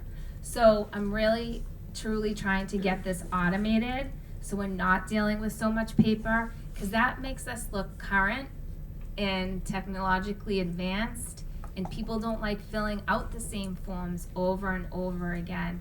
I had to sit with the dad in the lobby last week to fill out a form, and he wasn't happy, but I talked to him, you know what I mean? And we got along by the end of the conversation, but people are sick of filling out paper, and I think that's kind of been one of our downfall with admissions. So getting it online and making things easy for parents to upload forms instead of having to get a stamp and mail things in an envelope or drive it to the school, I think will really make us look good and show that we're advancing. And obviously the number one thing is communication. We do a good job, but I always think we could do a better job about communicating what we offer and getting people into this building. Yeah, people like the private tours that I give. I'll give you one if you want. Thank you. Yeah, you guys, I'll give you guys my 10-cent tour. I call it my 10-cent tour. It's good. We go to the perimeter. And the other thing too is transfer students, and this is gonna be my focus in the next coming weeks because it's not just about 8th grade. We have a small freshman class right now. It's about 307. We need to be advertising for sophomores and make people know that we have space in the sophomore class for next year. So that's gonna be my next push, in making those transfer students feel comfortable. Anytime a transfer student walked into this building this year, I met with them, I built their schedule, I got to know them, I gave them my 10-cent tour, but then most of them were ready I show them where to get their bus, show them where their locker is, and just get to know the student and be the first face they see and the first outlet for them. And those kids I know the best in the building right now, the students that started late into the sophomore year. But we not only have to advertise to the 8th graders, also the upperclassmen. We do have some space in the sophomore class, and that's gonna be my next pitch over the next couple weeks with social media, is to tell people, like, I don't know if you know this, but you can come as a sophomore right now. Shop choice is limited, but it's there for them. Could I follow up on that? You probably know Bedford is not represented very highly here. This very, Yes. with a minority group. What would you do to help that out? What to change that? How would you make it more attractive to Bedford students? I would Specifically. Right, specifically Bedford. One thing we could do when Bedford has a half day and we don't, maybe have the kids come in and see the school when it's functioning. Again, maybe provide a night where just Bedford families come in and they can get their own tour. Even like Hanscom Air Force Base, which is under Bedford, people move there after. I interviewed one kid. He said, I just moved here from Spain 8 weeks ago. I said, have you ever seen my school? No.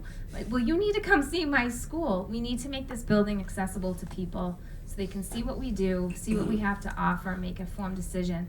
Like I said, there's still those misconceptions out there about. But how would you change that? That's my question. I would communicate with the district. I'd come into the district. I'd invite people into our district. I mean, it is a hard sell for Bedford, and I don't know why it's been like that all these years. And I think Bedford has a very, very strong school system, and it's a very small town, and they offer small classes, and people need to realize we offer small classes here too, and it's not just about academics here. We can offer students a trade, and a trade that they could use in college, not just go out and work for a union or work in a field. They can use both. And showing what our students have actually achieved, getting from students that have graduated from Bedford, from Shawsheen, and having them be ambassadors for Shawsheen and go back and say, this is what I've done from Shawsheen Tech. It's hard though, yeah.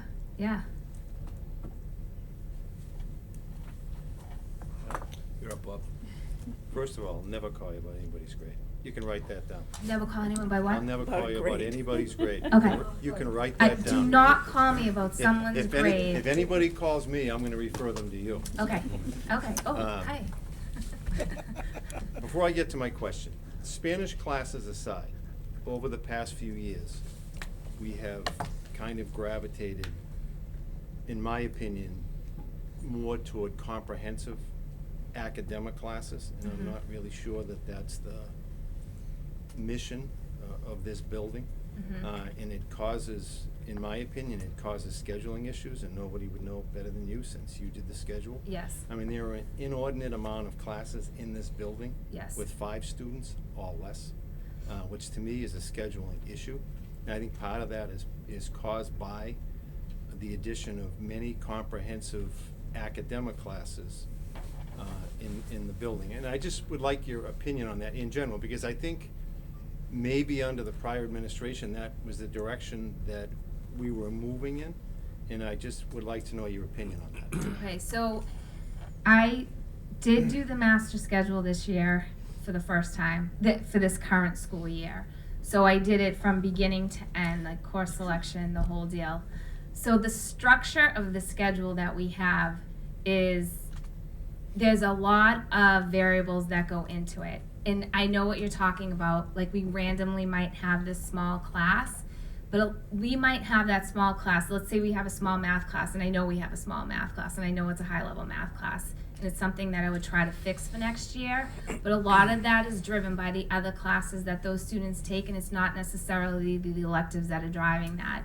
What drives that is if a student is in one honors class, let's say honors English, then a lot of those kids travel together. They might be in all honors classes. But let's say this kid's in one honors English because that's their strength, but they're not in honors, and they might be in automotive whose related meets at a different time. Those singletons are what drive the schedule. So if there's only one section of a class, that's where I'm restricted, because I can't break up that class. And know what happens? Sometimes I have to offer another section for a small group of kids because there's no way I can work around the related. So we have those restrictions, and we also have the physical restrictions of the building as far as classrooms. I mean, we really do need a few more classrooms at Shawsheen. That would definitely ease that issue because of classroom space. A lot of teachers share classrooms. A lot of related teachers travel to classrooms, so a lot of them are used all 8 periods of the day. And scheduling is an interesting part of Shawsheen. There's really only 4 per grade structures of our schedule. So if you have like English 1st and 2nd, math 3rd and 4th, related 5th and 6th, and elective 7th and 8th, if you're going to take an English class in that structure, your math class has to be 5th and 6th. You can't get around it. So I'm not so concerned about the electives because the way the electives meet, they're in 5-period chunks, and they have to meet in a pairing. So since we have doubles, like English is a double, math is a double, for example, the electives are singles. I can't split up, like a student can't have an elective 1st and 8th. They have to be in those pairings of 1, 2, 3, 4, 5, 6, 7, 8. So we are restricted in our schedule. So it's not about staffing, because I would like to break up a class like that. And believe me, I tried. But I know there's some small classes that are small because of these singleton classes, like related or like an honors class if there's only one section, that I can't move. Because then I'd have 2 sections. So it's either I'm going to have a really small English class or a really small math class, but something has to give someplace. So our schedule is tight, but it is working for the most part. So there's always going to be those outliers of the schedule that don't work great, and it bothers me. But you only have so much time to get it done. The first day of school when that bell rang, I was nervous, right? Because I did the schedule, printed the schedules, kids have schedules in their hands, and the bell rings, and I'm like, are they gonna go to the classes that are on their schedule, and is everything gonna work out? Because then you're looking at how the classroom space is used too. Did I double book a room?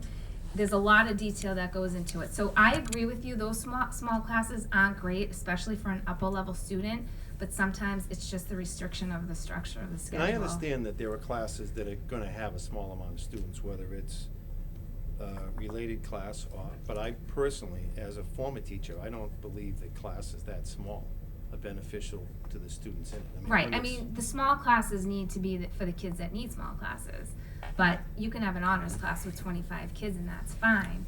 But I wouldn't want a special ed English class with 25 kids. Those classes No, I understand. That's usually exactly what small. I'm saying. Yeah. But So we have an inordinate amount of classes with a very, very small amount of students in it. do you know which classes in particular?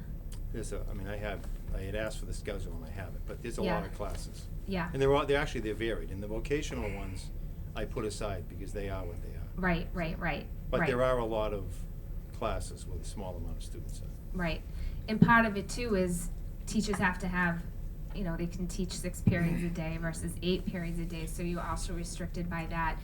It is, I spent all summer communicating with department chairs, printing them off class lists, moving teachers around where I could, combining and consolidating. It's not something that I just hit a button and been like, oh, well, 5 kids here, 6 kids here, but there are restrictions in the structure of our schedule. We have classes that meet 10 times, we have classes that meet 5 times. I'm not so concerned about some of the electives that we've added. I mean, if we decide someday we don't need them, that's okay too. I'm not like married to these electives. I just think that the structure of our schedule sometimes does make it difficult to evenly distribute all the classes. Even as a teacher here, I would have a class of 8 and a class of 22. And a lot of it was based on related in those singleton groups, those kids that didn't travel together and all of the same level. So scheduling is tricky. I was obsessed with it this summer because once I start a project like that, I can't stop. Yeah.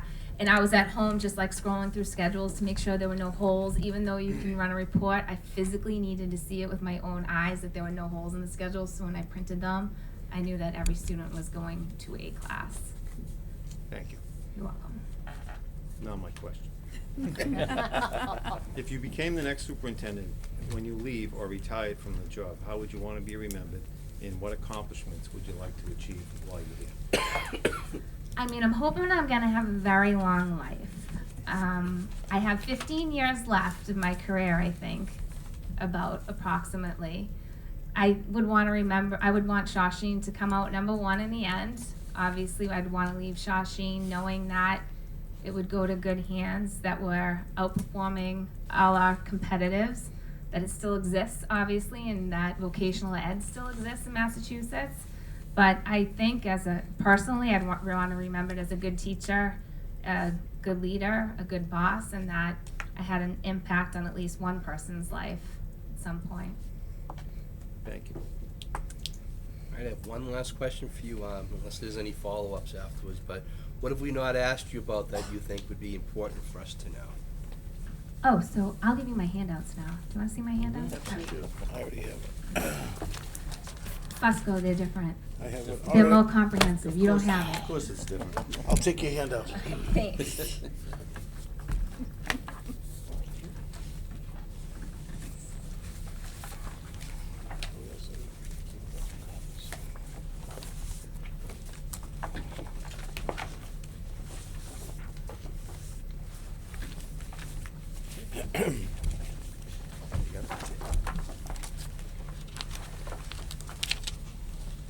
So I do like to bring sample work with me because I think it's important, and I haven't really had the opportunity as the assistant principal to put my face in front of you that many times. But I included 2 things here. Some of you have seen pieces of this, but probably not presented by me.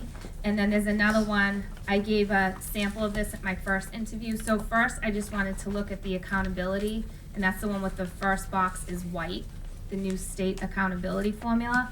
And this is another thing that I believe a school committee and a superintendent would have to look at together and come up with strategies on how to improve. And this is what's going to keep us competitive with our other districts. Even though I want to have a nice relationship with them, I agree, Mr. Gillis, that we do need heads in this building. I'm not naive to that. Life is competitive. But it is competitive, I agree, and we want students to want to come here as the school continues. So the first is the accountability system, and I don't know how many of you have seen this accountability system report. This is the second year we've had this new accountability system, and there's 4 really major portions of it, which is MCAS achievement, growth for MCAS, high school completion, and then additional indicators. So Mr. Peterson, like when we talk about advanced coursework completion, that is one of our indicators. And we talk about staying competitive with the other districts and losing that vocational piece. I don't want to lose that vocational piece too. That's important. I think vocational is very important. But this advanced coursework is something we're also being rated on. So concurrent enrollment will help with that. Co-op helps with that. They just added co-op as one of the advanced coursework for this year, and as you know, we have great co-op numbers. So on page 2, I just explained their accountability weighting distribution, and it is just a weighted average that DESE has come up with. So you can see we're weighted 47.5%, or everybody is in achievement, 22.5 on student growth, 20% on high school completion, and then 10% on additional indicators. We have substantial progress towards our targets, but we're not meeting or exceeding our targets. So we're in a good spot, but we obviously have room to grow. So one thing that I'm concerned about, if you look at our performance on page 2 on the second slide, we've done well, but it's a weighted average over 2 years. So last year counted 40%, this year counted 60%. When I say this year, I mean the end of last year. So our criterion reference percentage was 56%. And when they say that, that criterion reference percentage is just based on student achievement and MCAS scores. So the problem is, what I'm concerned about next year is this number going down. Because you can see 66% was last year, we went to 49% this year, and the weighted average is 40 to 60, so we're at 56%. If we go down again this year, that 56% is going to go down, and that's my concern. I know where some of our weaknesses were, and those aren't included in here, but they were with students with disabilities, and then our lowest performing students. The problem is you get hit twice with that, because those can overlap. So I went and looked at the formula for how they calculated our lowest performing groups, and it's based on 8th grade MCAS results. So they take what these students did in 8th grade at their other districts, and they put them in a group of lowest performing based on a formula that they have. So what I did this year is I went in and identified those students already. I accessed our students' 8th grade scores. I know our lowest performing group that are currently freshmen. So teachers can work specifically with those kids. So you do get hit twice with students with disabilities if they perform a little lower, and the lowest performing students, you get hit twice with those kids. So those are our most at-risk kids, and that's part of where we need to focus. But we still did well, because overall our percentile was 81%. So that's when they take in those additional indicators. So if you look at our MCAS performance, and you guys can keep these, so you can look at them all night, all week. And this is the kind of information I like to provide to be able to work together. I would hate to give up as superintendent this data piece, because I think it's important to be able to have these discussions with the school committee, so we can work on these areas and figure out how to fix them and how to target them. So our percentile was still higher than our sending districts and a lot of our local vocational schools. So you can continue to look at that. I gave a little bit more detail in this one because I included too how we compared with the state, and again with some of those schools that we compete with as far as vocational schools. The very last slide, which is wicked small, I should have made that one bigger, it shows that where Shawsheen fell though overall in the coastal region. So now we're broken up into regions. I'm on the very last page, on the very last slide, page 6.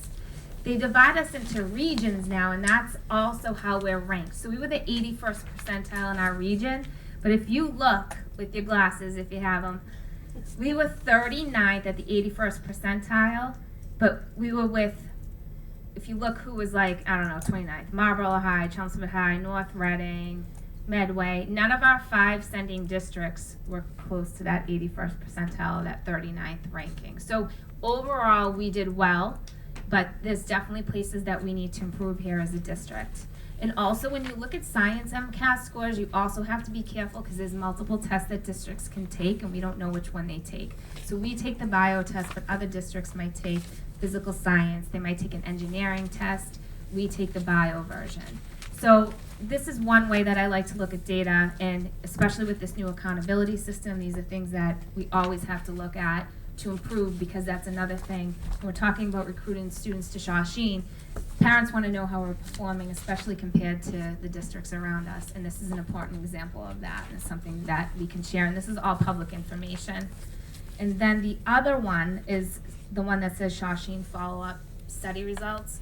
This is another thing I never got to present to you. I put this together for the strategic, that's a hard word, you guys know I struggle with that word, strategic planning committee.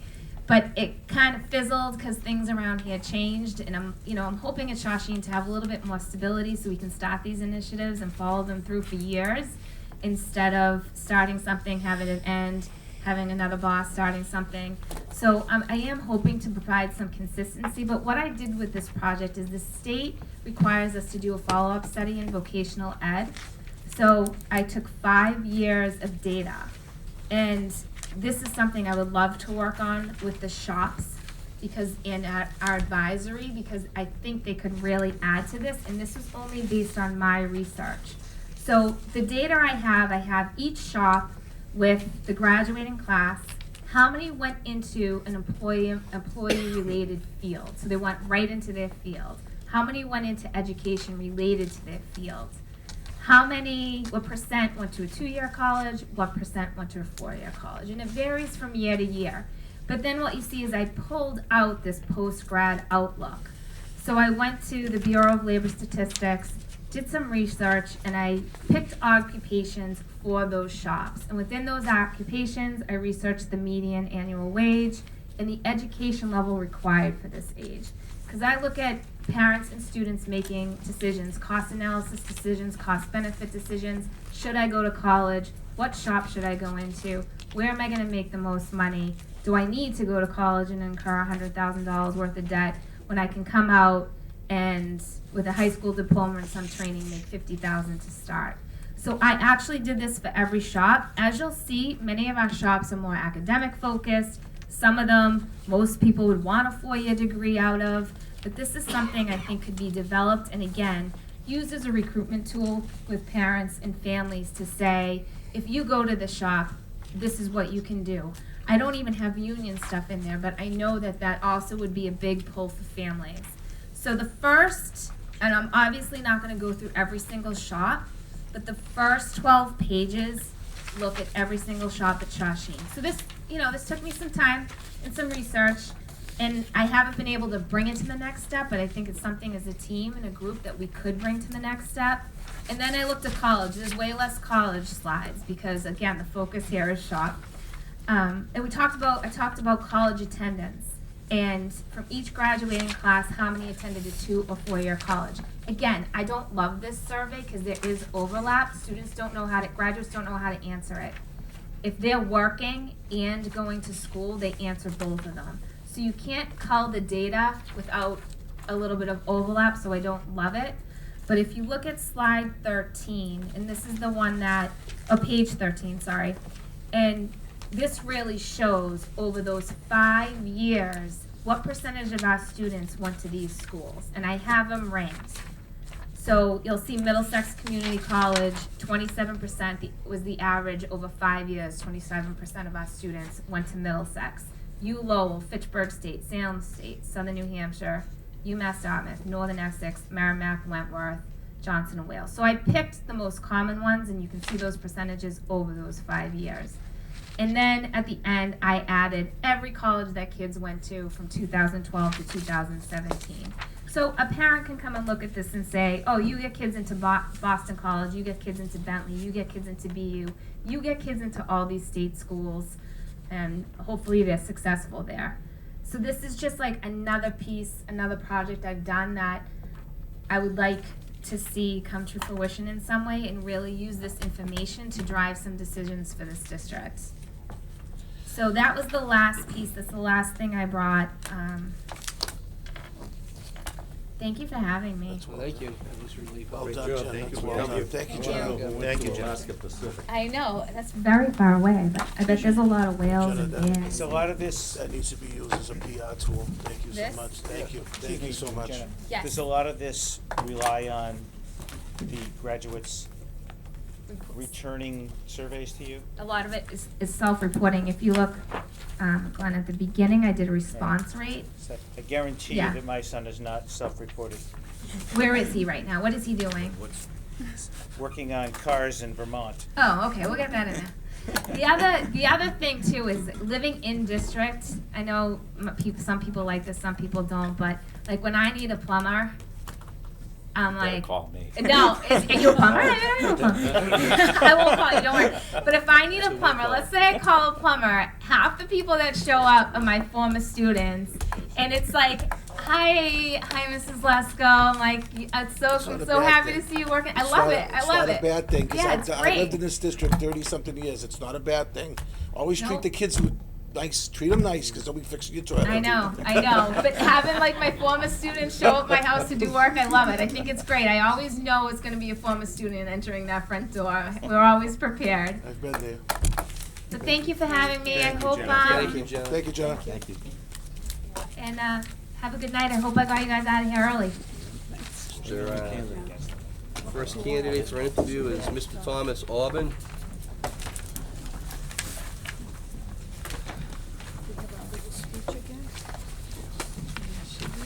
Introduce ourselves. I mean, he has met Good evening, everyone. some of Hello, us. sir. you How are you know. tonight? Good evening, everyone. Good evening. So before we get started, we're gonna go around and introduce ourselves to you, and then you can give us an opening statement. That sound good? Outstanding. Yeah? Super. Hi, Tom. Paul Geddick. Hi, Paul. Ron Fusco. Hi, Ron. How are you? Paula Lambert. Hi, Paula. Hi, John. Jim Gillis. Hi, Jim. Thank you. Claire McIntyre. Good, how are you? Nancy Aspen. Hi, Nancy. Pat Muse. Hi, Pat. Bob Peter. Hi, Paul. Nice to meet all of you. Nice to meet you. Nice to meet you, sir. So you can lead us with the opening statement, then we'll get some questions in. Sure, well, in recognizing the limited amount of time and the importance of you getting to know me as much as possible, I'm going to keep it relatively short. I want to, first of all, thank Mrs. Failer and Mrs. Hagman for the unbelievable time that they gave to me when I came to visit Shawsheen. It's an impressive school, very dedicated staff. Students are engaged. The building is in terrific shape, and it's an honor to be sitting here today. So I just wanted to personally thank them for their hospitality. They were getting the budget ready, and I felt like I was kind of interfering with it. The timing was miserable, but so I just wanted to say thank you very much, and I'm really honored to be here. Thank you. Paul, do you want to start things off? Sure. If chosen, how will you spend the first few months as superintendent in our district, and what would your priorities be? So in the black folder, I actually provided for you a proposed 120-day entry plan. Again, I say proposed because ultimately, if I were lucky enough to be the selected candidate, I want to speak with the committee members to see what their priorities are and what they feel are the important, really topics that we need to deal with. Every organization has, sort of a hierarchy of things that have to be done now and things that you can do overall. So, but the 120-day entry plan, and I gave a reference to where I sort of modified that from, so you can go look at that yourself. But I found that it was the most effective entry plan that I saw that sort of replicated what I did when I went to Diamond Region as superintendent. One of the first things I was told as superintendent of Diamond, for example, was that nobody knew what we did there, which was kind of odd because we had been around since 1968. And quite honestly, before that, we were a high school, a city high school, going back to 1912. So the fact that, I had a state representative telling me that people didn't know what we were doing, I thought was a critical issue that needed to be addressed. And so we addressed that by, immediately presenting to the school committee an opportunity to have an expanded social technology network, Facebook, Instagram, all of those, and it was very effective. So again, if you have any questions regards to the entry plan I put together, I'd be more than happy to discuss that with you. Thank you. Thank you.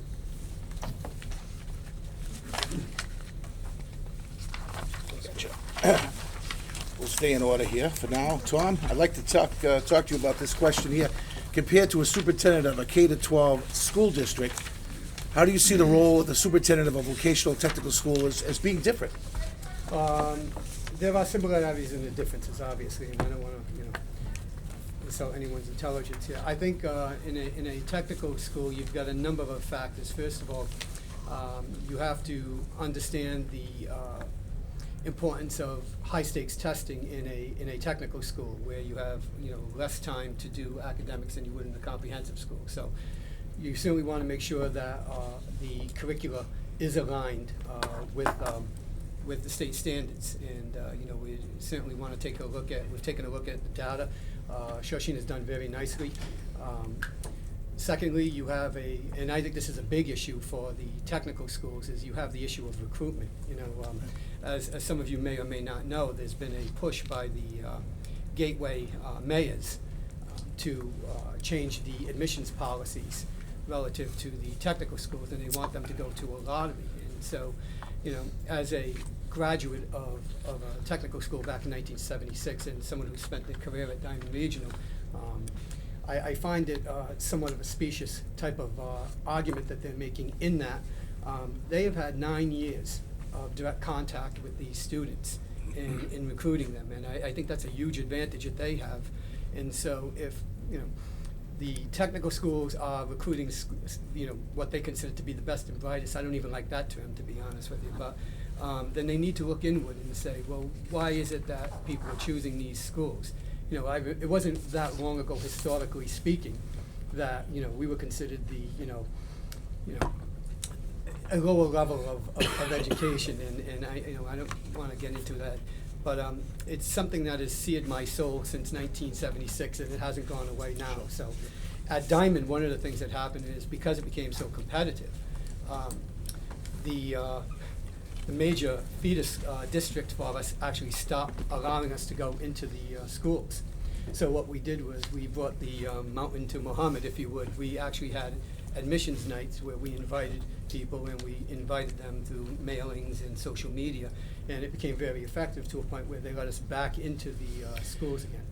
Another district refused to send their list of students to us, and I had to explain Mass General laws to them about the importance of following the law, and we got that list as well. It's interesting to hear that, John, because we have had certain issues in our district, and Ms. Hagman, she straightened it out, God bless her. So what is the role, second part of the question here, what is the role of a vocational technical superintendent in the community and in the local state government, and do you have any experience dealing with any of these issues? Oh, dear God, yes. One of the things we did once Representative Fiola came in and told us that nobody knew what we were doing was I immediately had regular meetings with the state delegation. Because Diamond Regional is predominantly, students from Fall River, and Fall River is a, fifth lowest per capita in the Commonwealth. We depend on a lot of state money, and so, getting them in and letting them know what we do and telling them how it would be beneficial for them to support. So this was something that opened up the sort of the dialogue.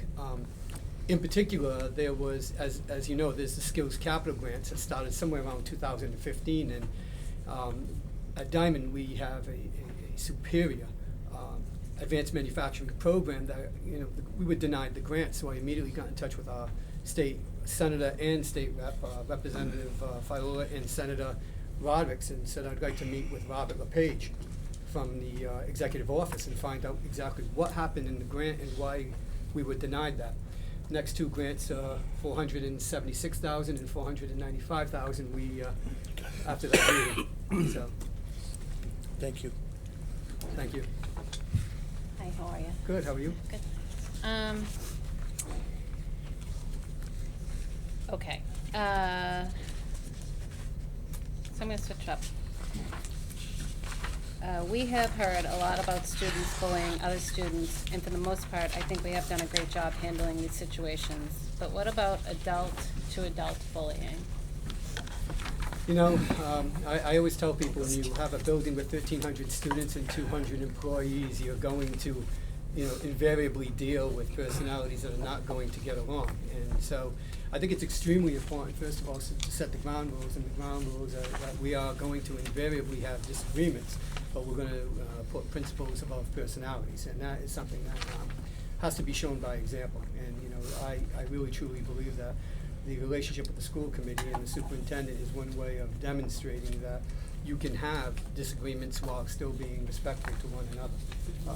Bullying at any level inside of a school is completely unacceptable, and if I always try and remediate at the lowest level, because ultimately, human beings have very complex lives. I remember in 1994, a dear friend of mine who I consider a mentor, things weren't going particularly well for me, and his statement to me was, I don't care how bad things are going, people are depending on you. And so, you get yourself together and you do what you need to do. And, I've carried that with me. And I thought it was really good advice then, and I think it's really good advice now. Let's not lose the focus on the mission, which is the students who have only 4 years. And again, for me, that 4 years, up to that point, should be the best 4 years of their lives, so. So you essentially answered the second part of the question, which is, do you think it exists among adults? And if so, you hear about this happening among your teaching staff, your administrators, what would you do? Well, I think the first thing I would do is try and find, what all of these behaviors stem from a certain amount of insecurity. And I was, in 1995, I had a academic coordinator, George Latenda. He was a Marine point person in Vietnam, and he came to me at the end of the year and said to me, "You're going to be teaching world history." And I had been teaching American government and American history, so I said to him, "Mr. Latenda, this is not, in my bailiwick.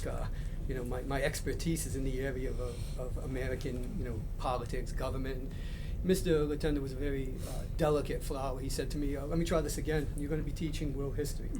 So I understood the second time. I should have understood the first time. But, so what happened was I spent the whole summer really working hard. And then what happened was when I got in front of that class, and I didn't know it at the time, I found myself really being on edge all the time. And then finally it broke in November, and I actually apologized to the class, and I said, "Look, I am really sorry. And the reason I have been so on edge is that I'm so insecure about not being good at this." And so when I look at where people are coming from and all of these things, as human beings, we want to be good at what we do. And I don't believe anyone goes into education without really caring about kids. And so, these are the things that if you stop from a point that somebody's feeling insecure about something and we can get honest with each other, then we can get to the root of it and hopefully find a resolution. Because ultimately, replacing people is bad business. It's costly. It's time consuming, and quite honestly, it's not good for an organization. There is something to be said about having a good amount of stability with people who feel, very invested in their school and their kids. So, you're welcome. Okay, Tom, question number 3, it's actually 3 parts. How do you see the relationship between the school committee and the superintendent? That's the first part. Sure, I mean, they have to be symbiotic. They really do, and they have to work together, because ultimately everybody is in this for. I don't believe school committee members spend all the time that they do, in order to torture a superintendent. That's not the it's not what's happening here. So the lines of communication have to be open. They have to be relatively agenda free as best as human beings can.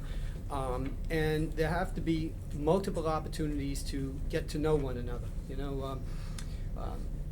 Growing up in Fall River, I didn't have a lot of experience with African Americans, and there was a certain side of certain people in my family who, quite frankly, were bigots. And it was 1970 when I went to McGuire Air Force Base, and it was my first interaction with African Americans, and I realized, wow, once you get to know people, people are people. And so I think it's really important that we spend time together.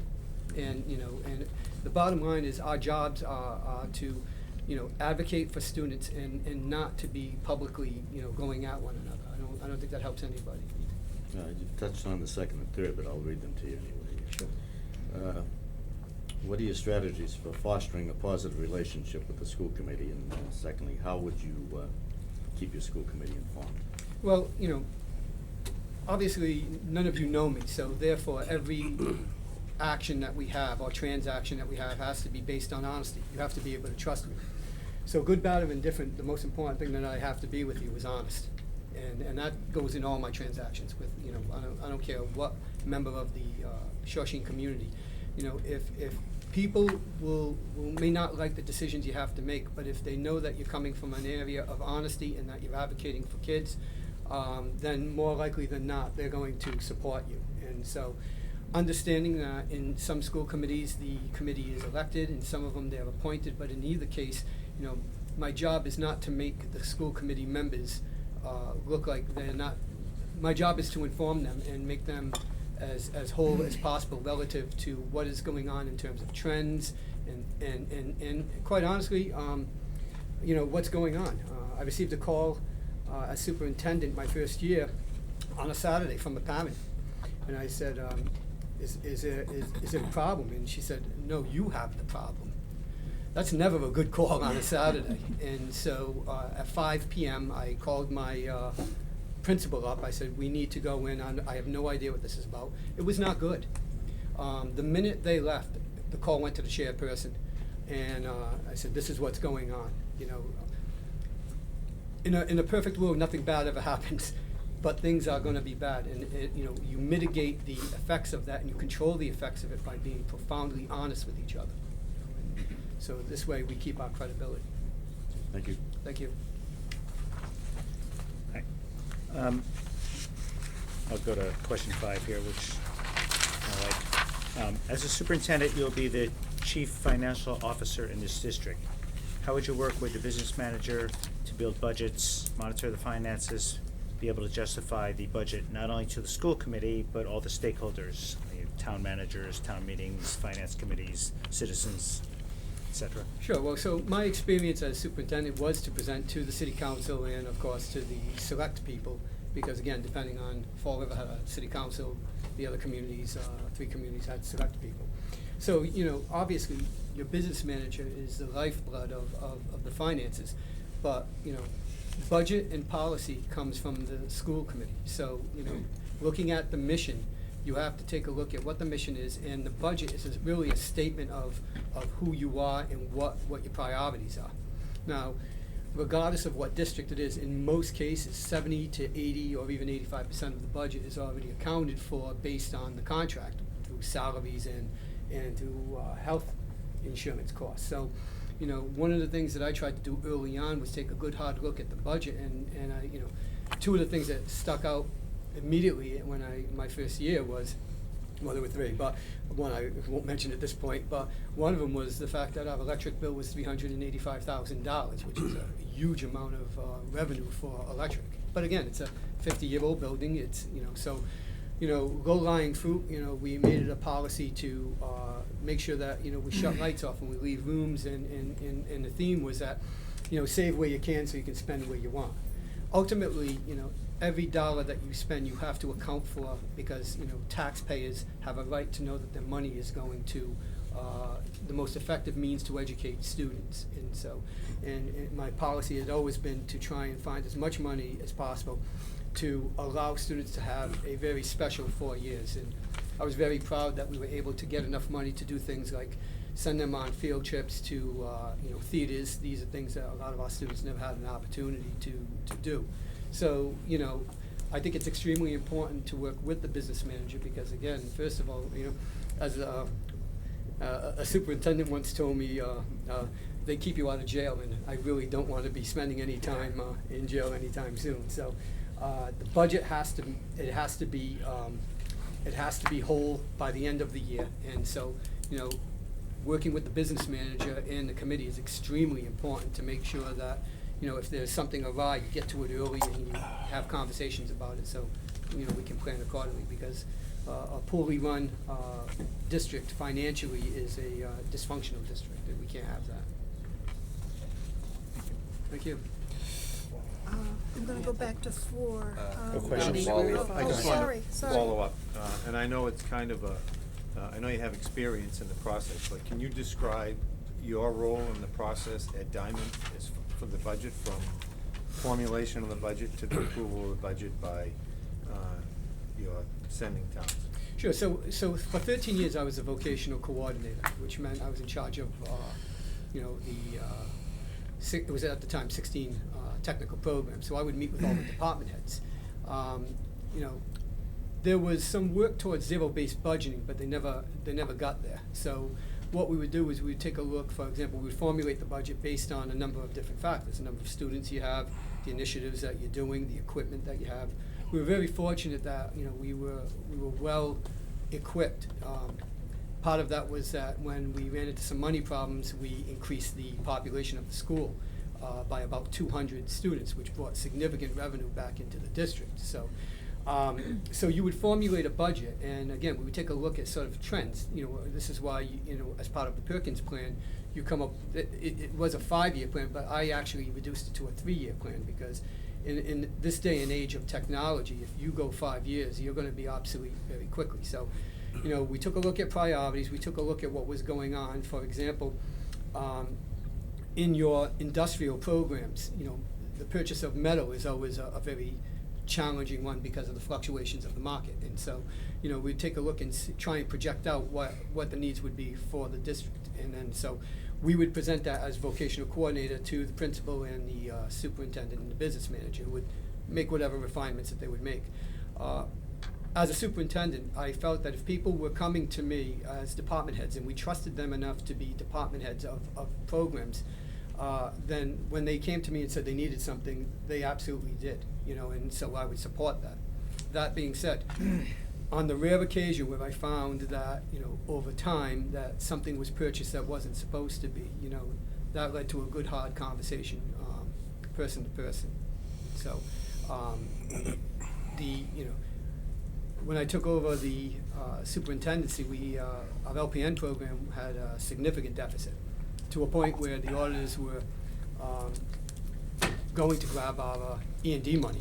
And I actually was able to speak with them and ask them to give us a certain amount of time, and that we would actually line item each year for 3 years a significant portion to help pay for that. And we were able to do that, reducing $600,000 to about $300,000.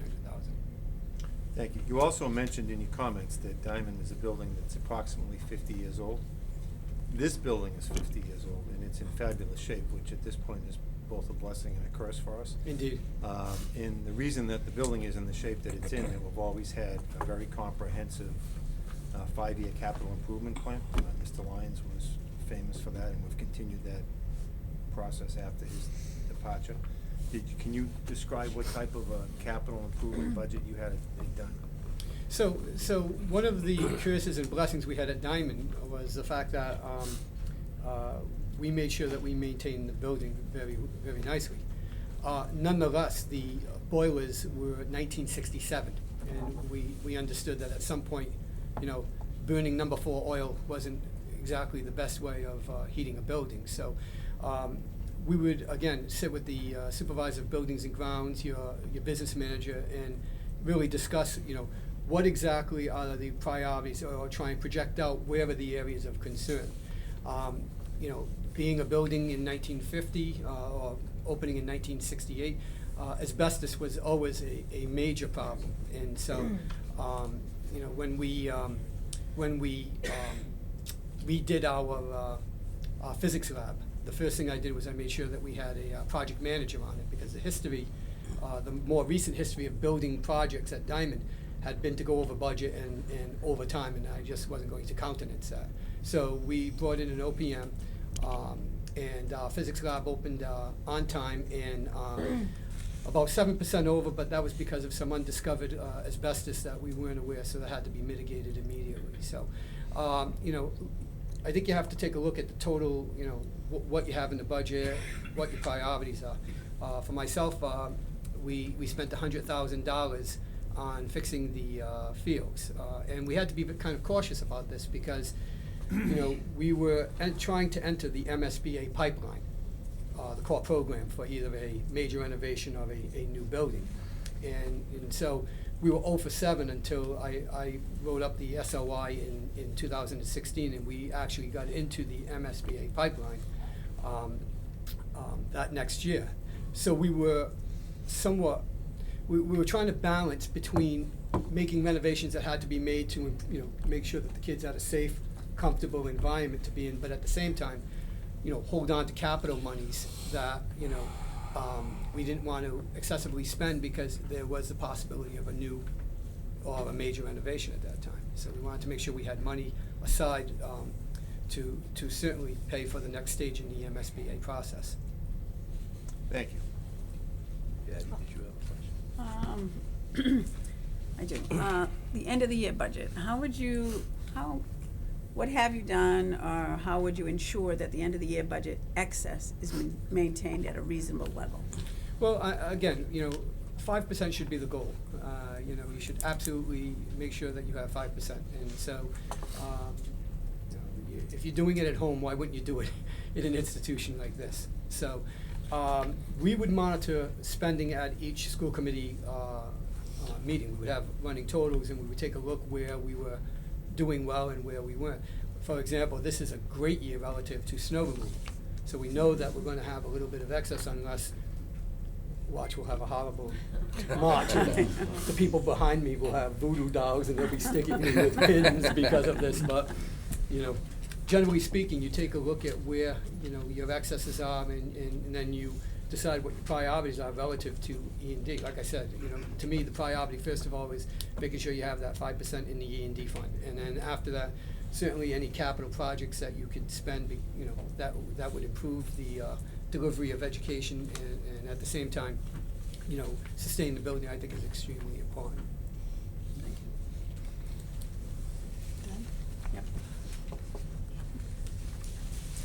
The roles and responsibility of the superintendent and the school committee are sometimes ambiguous. How would you handle the roles when they are ambiguous, such as parent, student, or staff issues? Sure. So it's not unusual for you to be out doing whatever with your family, have somebody know that you're a member of the school committee, and suddenly you're being inundated with, you know, the problems that they have. My suggestion to the committee always is to, you know, explain to them that we will deal with it in the appropriate manner. You know, depending on what the problem is, determines where you would direct that. But I can assure you that if you bring me something, we're going to make sure that we follow up on it and that we do our best. They might not like the answer. They might not get the answer they want, but we're going to take their, you know, anything that you bring to us. It can be a very gray area. I know, you know, policy and budget, hiring of the superintendent, hiring of the assistant superintendent, school nurses, that is in the purview of the school committee. But in reality, you know, things just, the lines aren't that clear. And so, again, open communication about, you know, what the expectations of this committee is extremely important for me to function in a way, or whoever fills this position, to then, you know, carry out the mission of the district.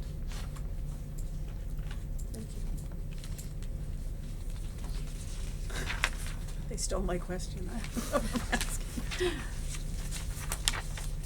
What are your strategies working with educators who may resist your recommendations?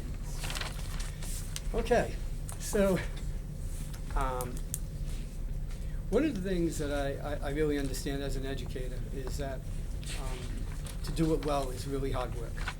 You know, every time an assessment is produced by a teacher, in the back of their mind, they have to think about what that assessment is going to mean in terms of your own personal time. I knew any writing prompt that I assigned with my 250 students meant that Saturday was 12 hours of correcting. In particular, in the technical areas, things are changing so quickly, it is really hard to stay on top of what's going on. But looking at Shawsheen and looking at what arguably is the most successful cooperative education program in the state, it says to me that teachers understand market, they have a good relationship with advisors, they know curriculum, and they will put forward the effort that best puts their students in a position to get gainful employment. And so I feel very comfortable that if we can come together and say, look, you know, what is in the best interest of the students, that's a good starting point. And then from there, if there are things that need to be, you know, one of the things that I'm painfully aware of is every time you add something, you don't take something away. So you're asking people to do more and more. When I went to Germany for the Hannover Massey Industrial Fair, and I observed a machine that changes tires, a robot that changes tires, you know, that could possibly be a game changer in your automotive technology program. In meeting with a gentleman who was a manager over at Toyota, I had a kind of a hard lunch with him in that I was upset that he provided electrical cars for two of the other technical schools relatively in the area, and I basically said, what's going on here? What are you doing? His answer was blunt. He said, your teachers don't want to do the work necessary to do the training. So that's a problem. So that's a sit-down conversation with staff and say, look, this is the way it is. And you know, ultimately, it's not going to be a top-down issue. It's gotta be site-based. It's gotta be them buying in. And if they know that you're willing to work hard and put in the extra effort, then they will as well. I firmly believe that. But you have to lead by example. And so it's in the small things, whether it's, you know, being out in the hallways, being in the cafeteria, being in the parking lot, meeting with the buses. You know, all of these things matter. You know, these are cues that smart people pick up right away. And, you know, I truly believe that, especially a district like Shawsheen with the reputation that it has, that, you know, you have some serious progressive educators here. And I think that's a part of what attracted me to applying. I do have a second part of it. What are your strategies for disciplining the staff if you need to? Well, I think you have to start at the lowest possible level. I mean, you know, I don't think heavy-handed discipline serves anybody. Now, again, look, you know, I've had staff where, you know,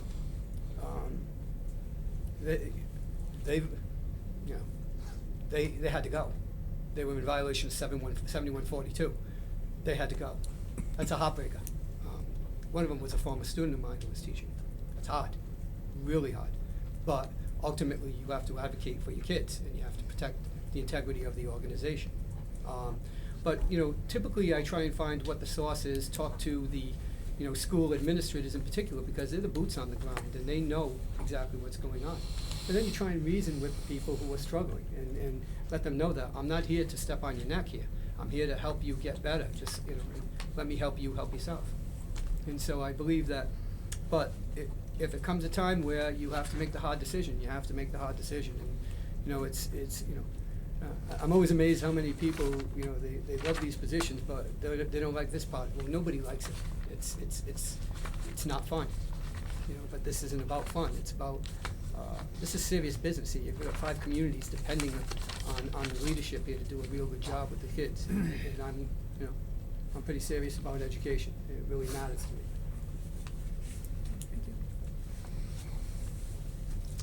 Tom, if you were to become the next superintendent here with Shawsheen, when you leave, or if you were to retire from the job, how would you want to be remembered?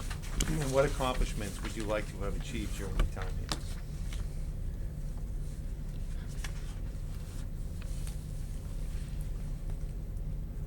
I come from Diamond Regional. Most people don't know this, but Father Diamond started Diamond Regional in 1912. But the father of modern Diamond is a gentleman by the name of John Harrington. John Harrington was a revolutionary in terms of, you know, vocational education. He paid the school off in 10 years, which is pretty amazing when you think about that. As a matter of fact, I was a student in 1978. They all brought us down to the auditorium for the burning of the morgue, and, you know, not knowing anything, I was like, wow, this is great, you know, got time off in there, lighting things on fire up on stage. This is really, this is pretty impressive. No one there knows who he is today, and it's sad. You know, the field is named after him, but in the end, as a person, another gentleman who was a teacher, department head, Mr. Stephen Blanchett, the culture that existed at Diamond Regional is in large part because of what he did as a teacher and department head. And people have emulated that since, and he's been gone for a little while. People don't remember who either one of these gentlemen may be, but their impact on the district is such that they are responsible for it. And what a legacy, you know. So, you know, on a personal note, I mean, how would I like to be remembered as somebody who was fair, somebody who was honest, somebody who advocated for teachers and students, you know, somebody who was, you know, good to work with.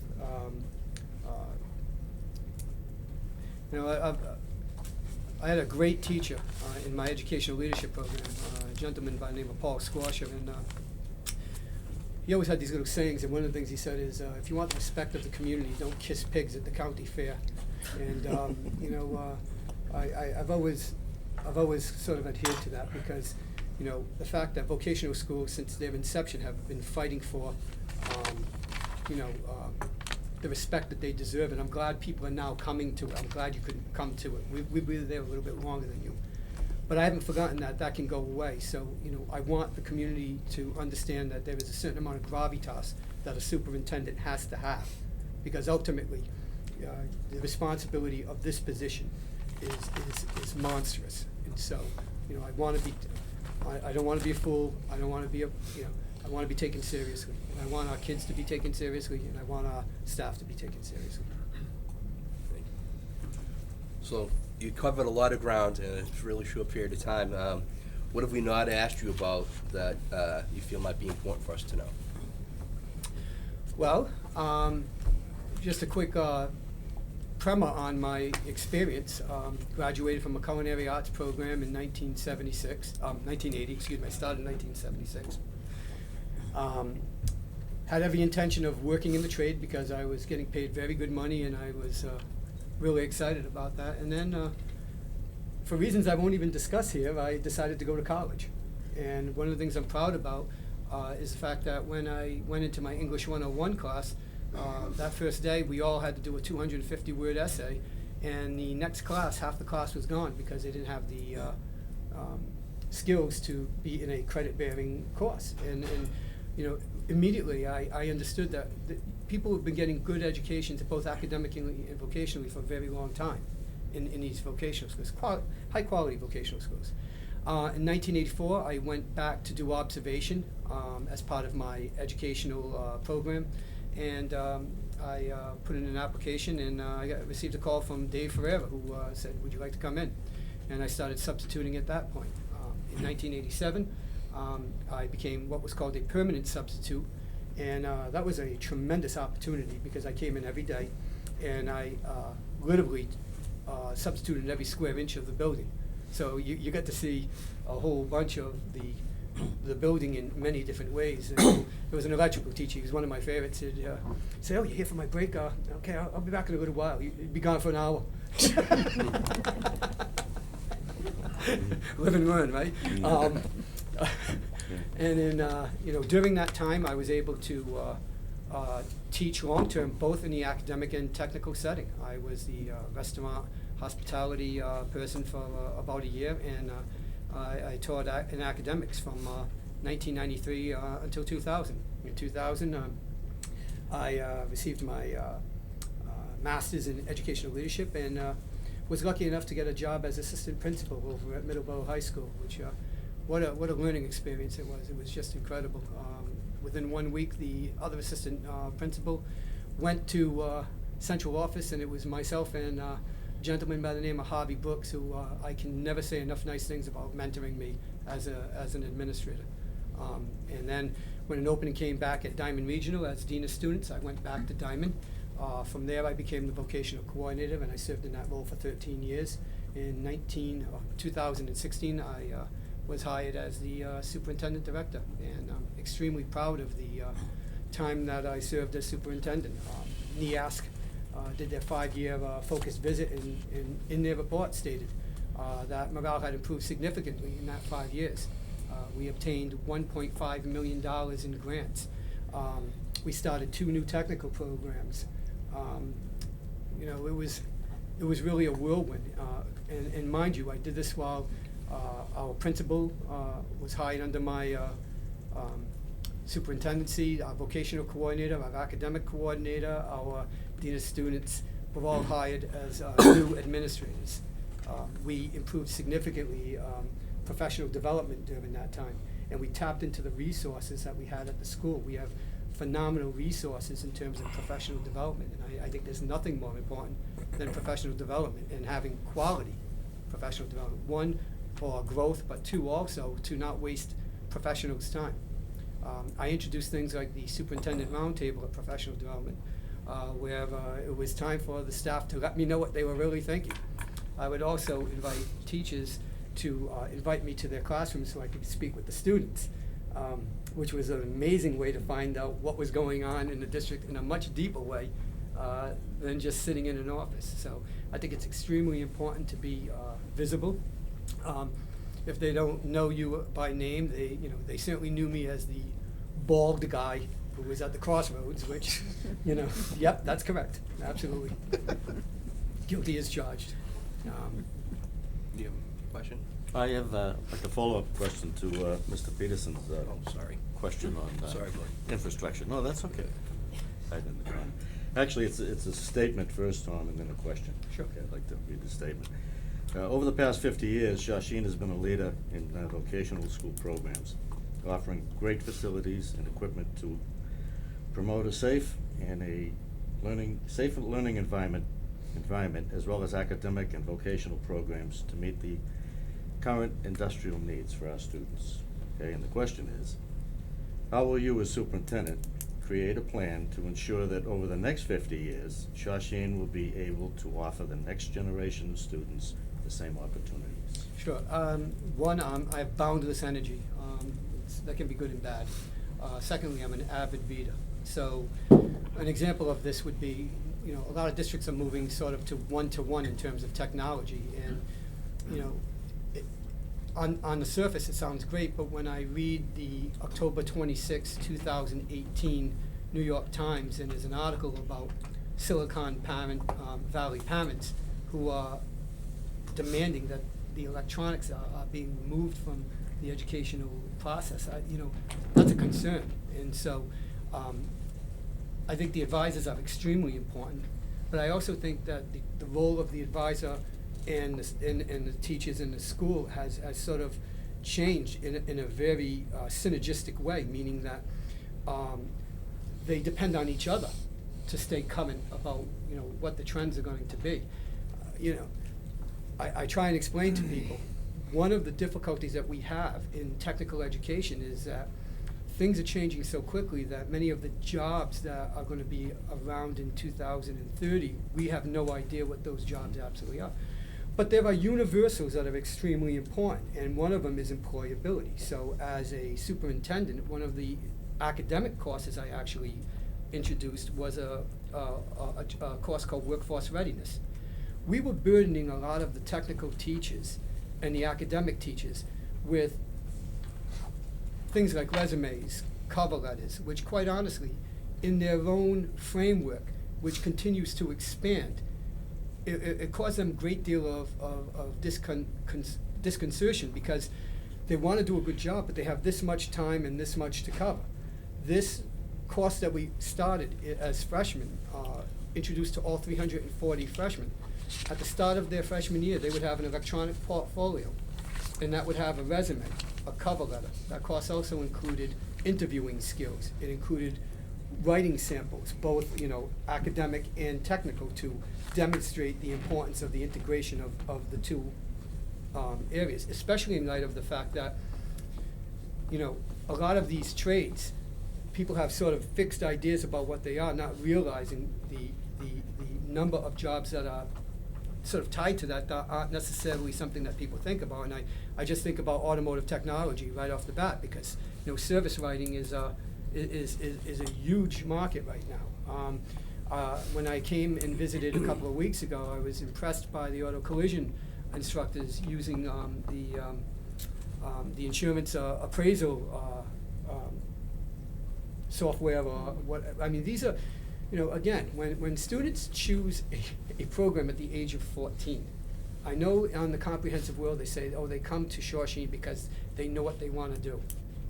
I challenge anybody to suggest that a 14-year-old in many cases knows exactly what they want to do. You know, I talk about it all the time. I chose culinary arts because I heard it was fun, and I got to eat for free. It seemed like a real good deal. Not a bad gig. It's not. But when you get into the trade, it's a whole different kettle of fish. And so, you know, we were working very hard in terms of keeping our junior and seniors. Because, you know, again, what we were seeing, like many other schools were seeing, was a drop-off. We were losing students at that level. And so a couple of the things that we did was I met with the president of Bristol Community College, and we developed a friendship. And today, Diamond has a partnership with Bristol Community College and the University of Mass, where students can get 1 full year of college while still at Diamond Regional, allowing them to graduate with a bachelor's degree in 3 years, a huge savings for our students. another, sort of carrot to keep them. Another thing that we were working on is what we call the last bite of the vocational apple. One of the things that we tried to take a look at is the cross competencies that exist between technical programs, and I'm just going to throw one out as an example. And I don't want to offend anybody because I'm neither a carpenter nor a metal fabricator or joining individual, but there are significant similarities in some of the stuff that they do, measuring, things of that nature. And so, if a student suddenly, at the age of 16 realizes, my exploratory experience, that wasn't exactly what it turned into, because again, these are challenges that your teaching staff and our teaching staff face every day. How do you create an exploratory program that replicates as best as you can industry standards while at the same time keeping them safe? That is a real challenge, so some of the things that we did was, we knew that we had a house building program. And if you're building a house, you've got to do a roof, and if you've got to do a roof, you've got to get up in the heights. So as part of the exploratory, we had the students climbing a 15-foot ladder, and that sort of helped them vet that out if they were, this wasn't for them. But then we would explain to them that there were many other things they could do outside of framing. So, the idea is to provide opportunities for students, and ultimately, one of the things that I came to realize very early on is that parents weren't necessarily concerned about, I don't want to say not concerned, but they might have been less concerned about what trade the students were going into, but they wanted their students in a safe environment where teachers cared about them and that they wanted to come to school every day. You measure the success of a school not by how the kids come in, but how they leave. And so, by virtue of the fact that if you can create a safe environment with teachers that are in the hallway, with administrators that are out, including the superintendent, you can create an environment where students become very, they feel very safe, and I think that's what students are looking for at the age of 14. These are the things that are really important. I used to tell my vocational people, as vocational coordinator, if we had a course called Tiddlywinks, but you were using the student's name when they came in and you got to know them, they would take Tiddlywinks, because ultimately they want to be in a place where they feel like they're safe and they're rewarded and people care about them. So. Anybody else? Yeah, can I ask a question? Because we have a little time, right? Yeah.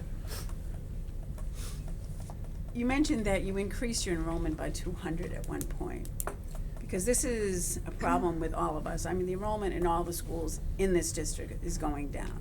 So of course that affects us tremendously. So what actions did you take, and how can we take to ensure the enrollment remains strong?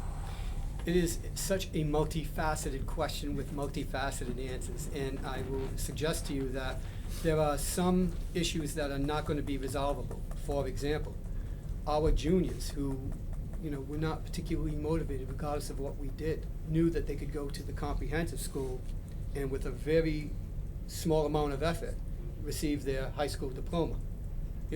That's a tough student to grab, to be honest with you, because they're gravitating towards the path of least resistance.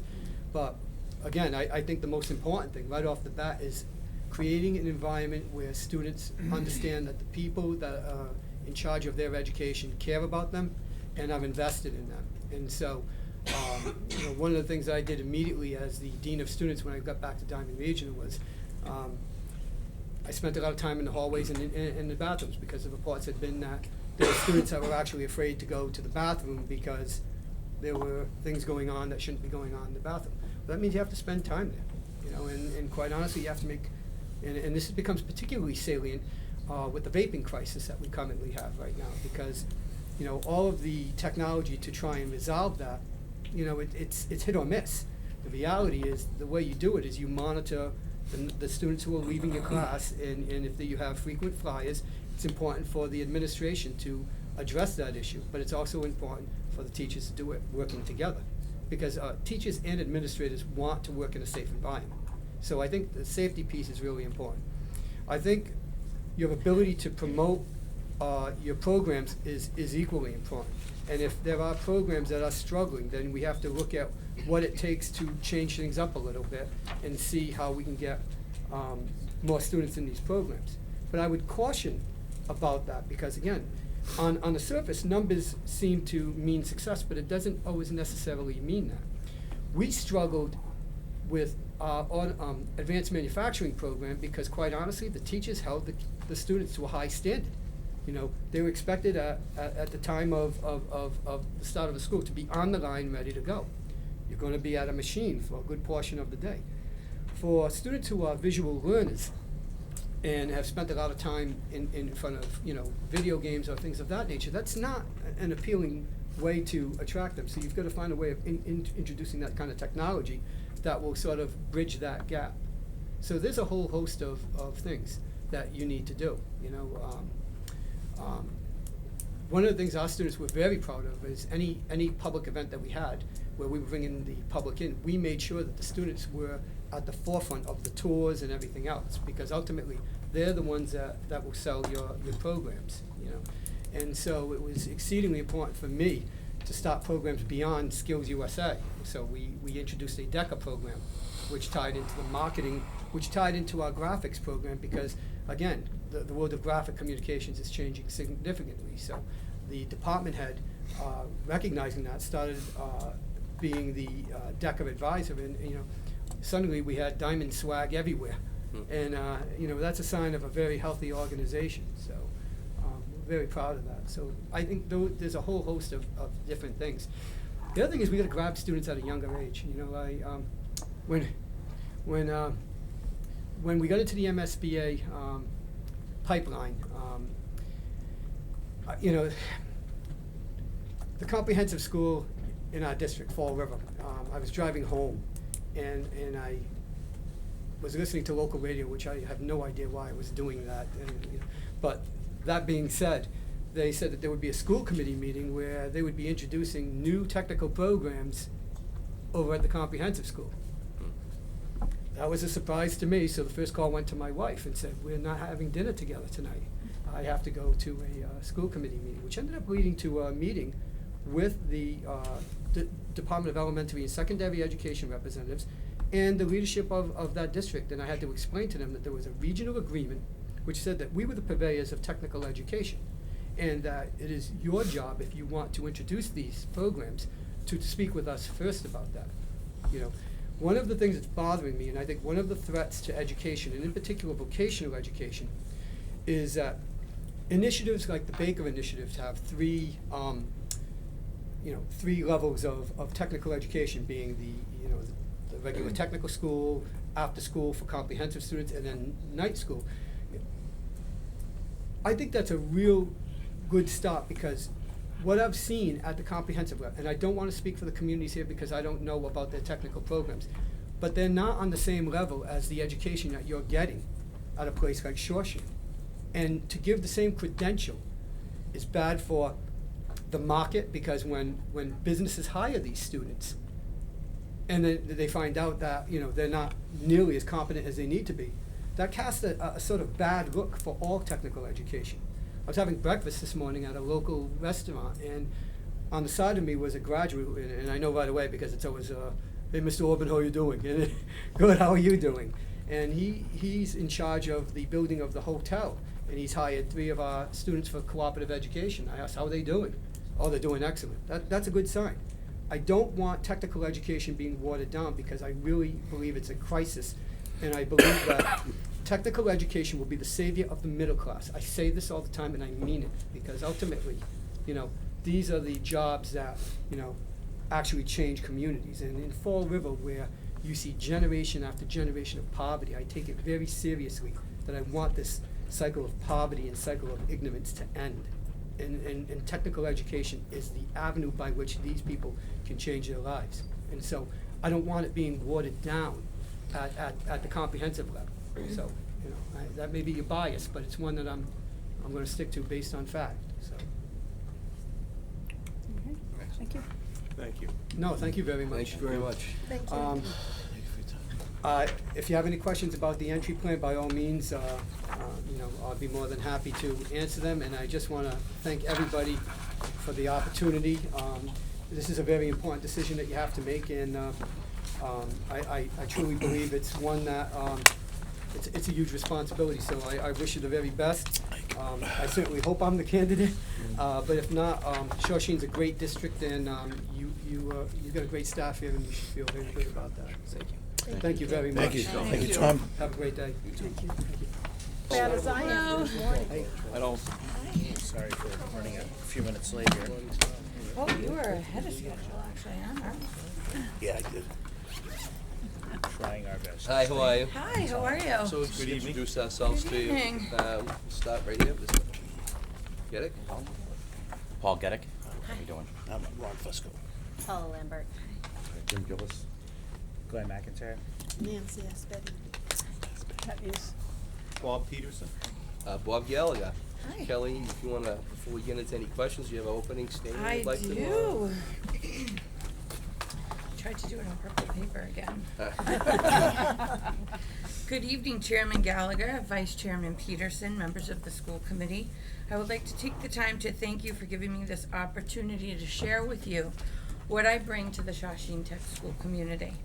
I'd like to begin by sharing the fact that I'm about to embark on my 20th year in vocational education, and I wholeheartedly believe in what it stands for and the opportunities that it not only can provide for our day school students, but also our evening school students as well. One thing that I'd like you to keep into consideration throughout this entire process is the fact that I've been an administrator in a vocational school for the last 14 years. And I think I have at least 15 more to go. So I'm not leaving anytime soon. I believe that this could be a benefit to you because you will have experience, longevity, and consistency if I'm selected as your superintendent. I have a CAGS in vocational education school leadership, as well as a doctorate where I focused my dissertation on the success of a vocational high school and how they turned around to make remarkable improvements. I have been a member of a highly successful administrative team that has worked diligently at putting the needs of students at the forefront of everything that we do. As a team, we were asked to speak at Harvard University's Achievement Gap Initiative on how high schools become exemplary, and we would never have done that if we weren't functioning as a team. As an educator, I come from an academic background, but I'm also extremely vocational focused. I am fiscally responsible, and I understand what it takes to manage a school budget that is developed in accordance with the vision, mission, and strategic plan of Shawsheen Tech.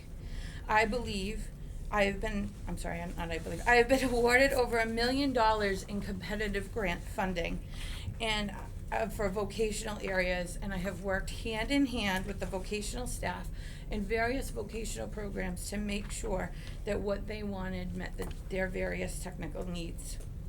I have worked with community partners and law enforcement agencies to ensure that our students are as safe as possible, and I've obtained grant funding to ensure the safety and security of our building is at the forefront of what we do. Since I've been in vocational education for so long, I've been able to build relationships throughout all facets of leadership academies, MAVA, and MVA, and I feel extremely confident and comfortable that I could reach out to any vocational superintendent if I ever needed to be. Finally, I understand that to be a superintendent in a vocational school, you need to be entrepreneurial, you need to be transparent, and you need to know that at the end of the day, it's all about relationships. Relationships with the school committee, with the staff, students, parents, community members, politicians, and really every stakeholder that there is. And I want you to know that if you choose me as your superintendent, that is what you will be getting. Thank you. Thank you. Thank you. I'm going to start with questions with Mr. Geddick. If chosen, how will you spend the first few months as superintendent in our district? And what would your priorities be? So I feel as though the first few months I'd really be getting to know the community. I'd be getting to know the administrative team, the staff, the students, the community members, the various town leadership, whether it be town managers, finance officers, the local politicians, really getting to know what the people need of the Shawsheen Tech school community. I feel like I really am a people person by nature, so I would really want to come in and talk with people and really see what's going on. I don't wanna come in and say I'm going to change things, because everything you're doing could be fantastic. And maybe there's some things that might need to be changed, but that would be based on conversations with people and what the various stakeholders, including yourselves, the school committee, would want. I think the biggest thing would be really just listening to people, getting to know people, letting them get to know me, and then really going from there. Thank you. Thank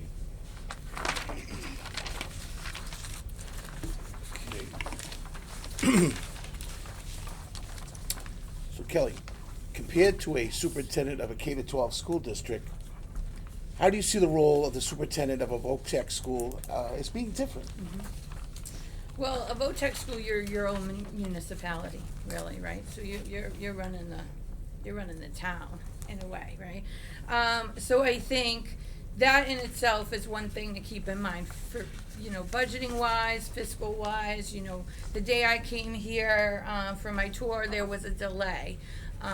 You as the superintendent really have to work with various people within the community to figure out, okay, what are we gonna do? Calling the plow companies, making sure that the bus company is ready, and I feel like and then obviously, getting information out to various stakeholders that need it. Excuse me. And if being a vocational school, I would then need to contact all of the sending communities.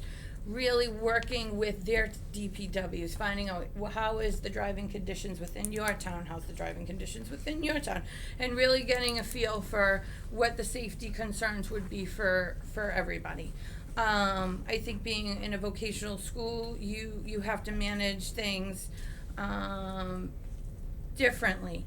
If your boiler breaks down, you can't just go back to your town manager necessarily and say, oh, we need money, the boiler broke, somebody, we need to get it fixed. As the superintendent, I would work closely with the business manager, the assistant superintendent, business manager, and really, work to be fiscally responsible so that we would have that excess, so to speak, money available to us. But that's by being fiscally responsible. I think as a superintendent of a vocational school, you also have to be very entrepreneurial. A lot of people don't necessarily believe in vocational education. You need to get them to believe in it. You need to show them that we are your other public high school. We are who your kids can come to, and really sell yourself as a vocational school. Vocational education, as you know right now, is very hot, so to speak, and in the world of education, we are the top of the cream of the crop when it comes to schooling, and I feel like some people might not necessarily believe in that or want to believe in that, and it would be my role as the superintendent to work with the various stakeholders within the communities, legislatures, state reps, things like that, to get people to really believe in what we do. So as a follow-up, Yes. you've kind of led into that already. Sorry. It's no problem. So what do you see the role of a VOTEC superintendent in the community? You've kind of alluded to that. Yes. And in local and state government, have you any experience doing that? Yes, so, at my current school, we work as a team. We are very much a team. So I've been involved in really all facets of everything. We have had Lieutenant Governor Karen Polito as our graduation speaker. We've had Suzanne Bump as a speaker for our advisory board. We just toured Trahan through the building. I personally worked with Governor Charlie Baker's office. We did his first ever pep rally for the ribbon cutting of our advanced manufacturing program. So I was the one who kept communication with his people, so to speak, and organized that process. Obviously, that's really big picture, bringing it down to town managers, city managers, finance committees. I think really being transparent with everybody, getting them in. I know that Bedford recently, the town manager toured, I read it in the local paper, the town manager, that's wonderful. You're getting the stakeholders within the community, the people who are gonna sell our school as well to their own community. or your school, I should say, but really getting them in and getting them to see the building, getting the finance. One thing that I have seen and been a part of at Whittier is that we have breakfasts for the finance committee prior to actually going to the town meetings. That's where we can get them in the building, really talking about them, building those relationships, being transparent so that there's no surprises, so that when we get to that town meeting, it's hopefully a little bit easier through the process. So I think it's really just working with the community. Relationships is what it's all about. Thank you. Okay.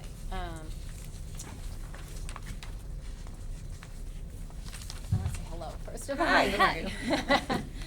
We have heard a lot about students bullying other students, and for the most part, I think that we have done a great job handling these situations. But what about adult-to-adult bullying?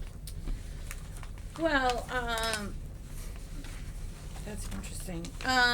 Obviously, you would deal with it. The bullying law in Massachusetts does specifically address staff bullying. It's one of the requirements of reporting and analyzing and doing the appropriate paperwork that needs to be done if somebody's bullied. I think certainly it would be a matter of a conversation, really, I guess, figuring out what's going on and dealing with it head on. Sometimes within my current school, sometimes the union leadership even wants to step in and kind of, if it's amongst teachers, let's say, right? They have peer mediated in a way. But certainly I, myself, the principal of the building, really could figure out what is happening, what's going on, and really trying to alleviate whatever situation so that it doesn't grow, it doesn't expand, hopefully never no lawsuits or anything like that.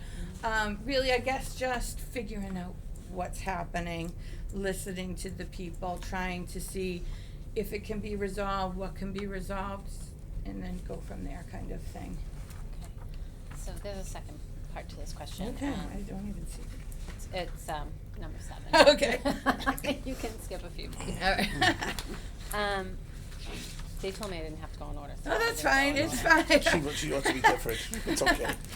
Do you think it actually exists? And if so, what would you do if you hear about it happening among your teaching staff, your administrators, etc.? I would deal with it head on. I have seen it happen. I have. It's a thing that you would hope it wouldn't happen, but it has happened. We've experienced it in my current district before, and that's where it was the union leadership wanted to really take care of it first before it got too administrative, but was what they wanted to do. It did happen at my school. It escalated a little bit.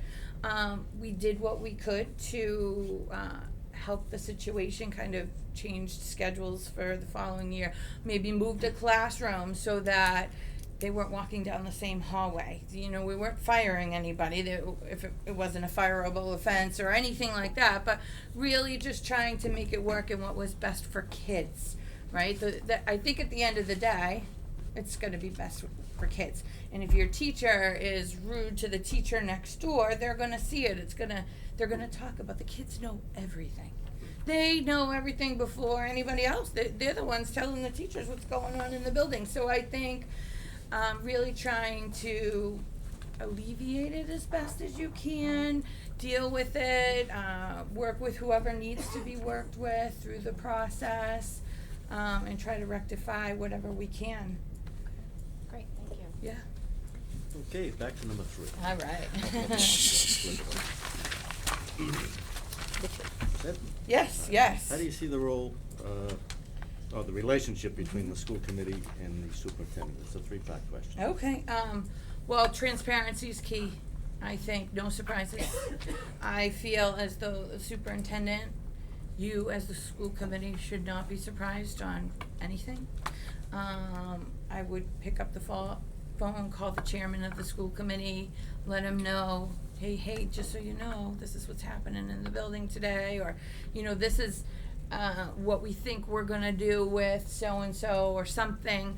I feel like nobody wants to be caught off guard, even prior to a school committee meeting, really talking with the chairman and going through, okay, this is the big things that I think we're really gonna be working through and talking with, and so that again, there's, you don't get here and there's surprises. I think relationship building is the biggest key.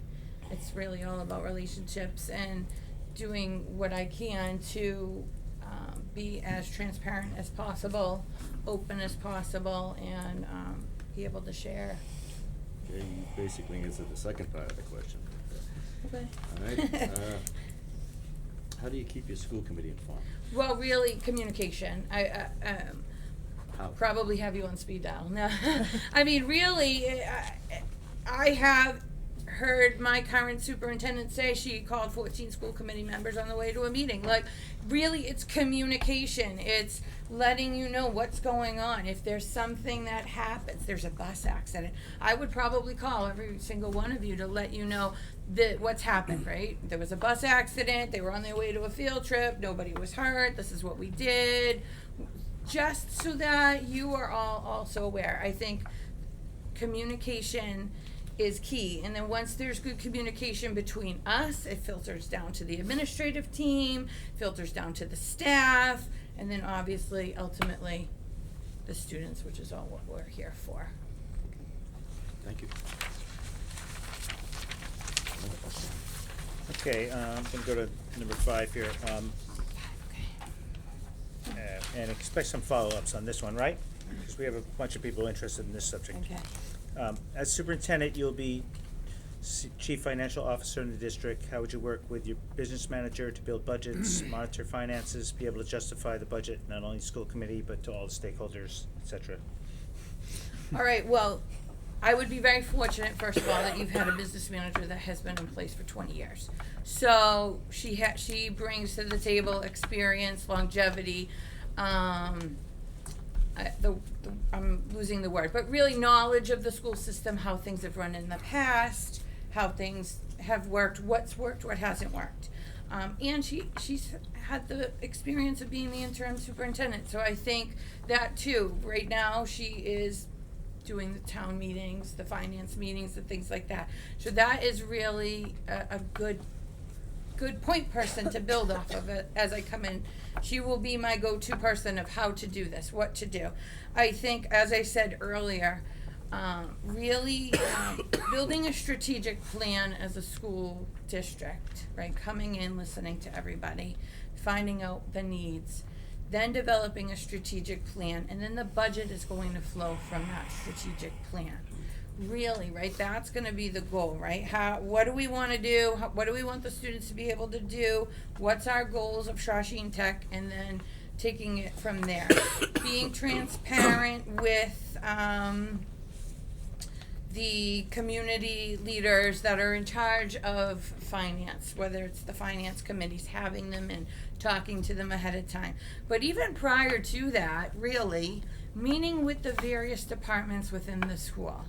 So what happens at my current school, and I will not say it has to necessarily happen, but it's a really good thing, and again, we function as a team, so I am a part of the whole process. The departments build their budgets. They say what they want, and then they meet with their direct administrator to discuss, because everybody has an administrator over the departments, what they wanted, what they need, why they need it, and then they come to the table with the superintendent. So the superintendent actually hears each department's needs from the department head. What are you looking for? Why do you want it? How is it going to help kids? Really, at the end of the day, the dollars follow the kids. What do we need so that the students are successful? And then we build the budget from there, really taking a look at what each department needs and the students need, and then from there, then we can create the budget, obviously bring it forth to you as a committee, because that's what you do. You do the school budget, and really working with you to even be transparent on, this is what the departments wanted, this is why they wanted it, this is why we think that they need it. Also, obviously, having a capital plan for projections of what we might need going forward. Really just, really when it comes down to monitoring, I am the grants manager for my school district. So I write them, I manage them, I monitor them. So I am constantly going through them, making sure that allocations are spent appropriately, making amendments where need be.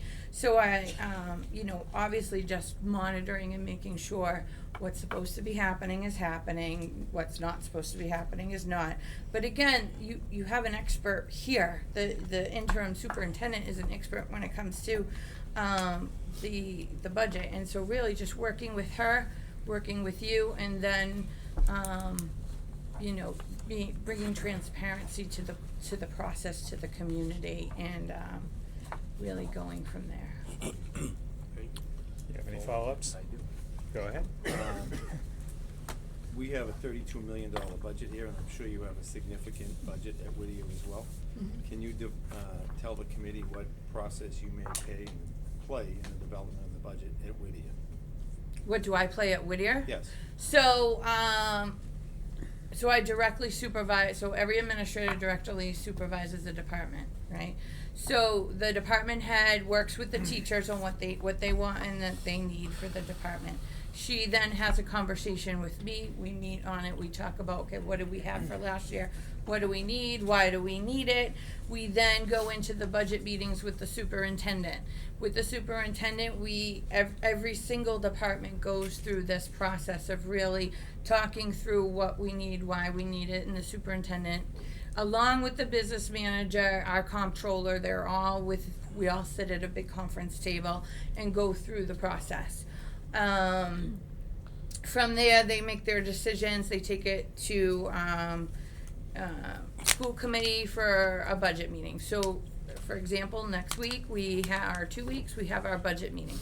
So I will be present at that school committee meeting where the superintendent, which is then what my role will be here, it goes through the process and really begins with background of why things are needed, what they're needed, program numbers. Maybe we had a higher enrollment in this shop this year and we didn't last year and we need more equipment or whatnot, or the English department really needs something. And then the school committee, because you are the ones at the end of the day that have the say, go through the entire process. Everybody's provided a budget book, and we literally go line by line, or we've gotten a little bit more streamlined through our process. And the school committee is provided with the budget books ahead of time so that they can flag questions that they have prior to coming. So it's not their first time seeing this. And then they flag what they want, what questions they have. They go through it. We hold them till the end. They hold them till the end. And then we just answer their questions. They'll ask the superintendent, why do you have this much money in this line? Why was last year, this number, and this year you have it at this number, kind of thing. And then we go from there. It gets voted on, and then that's when the superintendent, the business manager go out to the communities and really get them now to buy into the budget. And that's where bringing the community members in, getting them in, bringing them, you guys have a fantastic restaurant. Bring them in for breakfast. People offer food and they will come, kind of thing, right? Bring them for breakfast and talk to them about what's going on, and then that way they're a little bit more comfortable with the process, so that when we're showing up on their doorstep for them to give us money, they're going to understand why we're asking for that money. And that's kind of how then the budget is voted on by all the towns, and once we have, then we're ready to go, I think. Thank you. How many towns is Whittier? We have 11 communities, 3 of them which are cities. Haverhill is one of the cities. We have one gateway city, which is Haverhill. Yes, we have Haverhill, Amesbury, and Newburyport as our cities. Thanks. We have 11 total communities. I have a follow-up. Yes. Describe any processes you have used or would use to ensure that the end of the year budget excess is maintained at reasonable level. Like the Essex and deficiency, like the Right. ED kind of, Yeah. yeah. So if you're fiscally responsible throughout the year, right, that excess and deficiency could be helped. You can only keep 5% of your upcoming budget, right, of what you can have in your END account. So, if I'm correct. So you want that because, again, from the question earlier, you are your own municipality. So if a boiler breaks, if there's something structurally that needs to happen, if you're responsible for it. You're a 50-year-old building. I am sure you look great on the outside, but inside the walls, things are going as good as they probably should, right? So that's when you could tap really into your END to use that stuff so that can help you purchase those things so that you're not necessarily having to go back to towns and say, oh, can you give me extra money for this kind of thing? I think, let me explain the question a little bit. Okay, all right, sorry. It has been noticeable in the last few years that Yes. within the last month before we're ready for the next year budget to come into place, that we have a lot more than 5%. Okay. How would you make sure that does not happen? I guess it would be, I think one good thing that you could do, and I'm not sure if you already have it, so you might already have it, is a stabilization account. And that's an account that you could put money into along the way that doesn't, I think, if I'm correct, have an effect on the END. And then that money you can use and carry with you to do additional things that might need to be done. If you're just saying in general, I guess really it's just monitoring the budget throughout the year and really seeing, okay, what did we say we were gonna purchase? Did we purchase it? What do we need? Are there things that we might need still that we hadn't purchased? I think it's all about being fiscally responsible and I guess just really paying attention to what's happening within the school budget, really. Any other follow-ups? The roles and responsibility of the superintendent and school committee are sometimes ambiguous. So how would you handle the roles when they are ambiguous, such as a parent, student, or staff issue?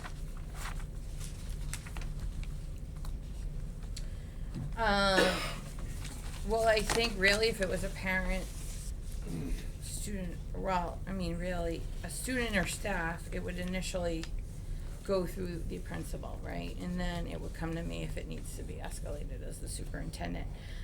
Staff issues certainly could come through me as well. I think school committee, right, is responsible for, if I'm correct again, policy, budgeting, hiring and firing of the superintendent.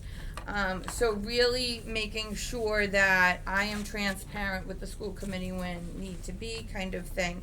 But I think, making sure that I'm doing my job as the superintendent, really making sure that the staff is doing what they need to do, and then the parents are kept happy, and really working with the administrative team. I think if there are parent issues and there are student issues, and even staff issues, really getting to figure out what that is.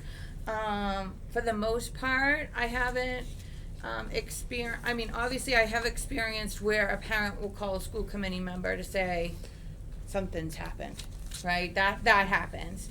But then that would be my role to figure it out. You would call me and you would say, hey, Kelly, I got a call from so-and-so, what's happening? And then it's my job to figure out what's happening.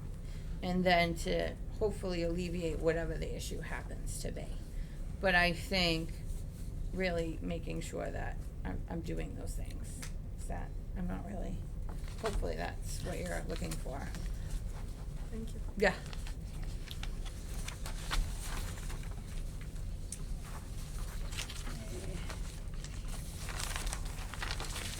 your strategies? Working with educators who resist your recommendations. Well, at Whittier, I evaluate 23 teachers. So I do their formatives, their summatives, I do their goal writing, their self-assessment, I do the full evaluation process. Obviously, I have worked with people who have been on improvement plans, and they might not necessarily not want to believe in what we're suggesting. But I feel like I work really hard to get people to believe in the mission and the vision of the school and what we feel like is best for kids. Obviously provide professional development if there needs to be professional development. The particular teacher that I work with that was on an improvement plan, I did a book study with them where I purchased them a book on teaching that I felt like they really needed. And together when we would meet, we would talk about various things within the book, and then I would want to see that happen. And I think even, so I mean, that was me at my current level here.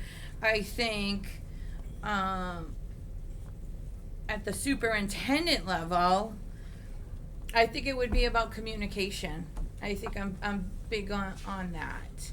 And really sitting down and talking with people. I said it in my first interview, and I know not everybody was here for that, but currently within the English department specifically, our MCAS scores weren't as great as we wanted them to be. And so we really wanted the teachers to do some different things. So we sat with them, we talked with them. They had the opportunity to develop kind of and think outside of the box. What do you think you can do to change? What do you think are things that we as a district can provide to you that could maybe make things a little bit better? And so I really have worked to try to give them what they needed. I really, in one way, shape, or form. And so there's one particular, I don't know if you want me to necessarily get into the nitty-gritty of it, but there's one particular, they had said that they felt like we have honors, College Prep 1, College Prep 2, and then our Learning Center special ed classes. So they felt like in our College Prep 1 classes, they needed additional support. It was very challenging to have a class of 25 kids, and if you have multiple students who are struggling, the teacher can't get to everybody. So what I did is they had come up with the idea of, they actually said it, a push-in. So we have time within their schedule that I have, let's say you're a different English teacher within the department, but you have a free period, you're gonna push into my class during that CP1 so that you're assisting me to help kids. You're a content specialist, you're not responsible for prep or anything like that, but you're just there to help the kids, to help. So the teachers really, even though this is what they wanted, it wasn't exactly how they wanted it. So I was hearing a lot of grumblings that they were unhappy. This isn't what they wanted. They didn't want it this way. So I, one by one, through actually the evaluation process, at the end of each evaluation, we give them a question to think about. Question about the lesson. What did you see? Maybe I'll ask a question about their goals, whatever.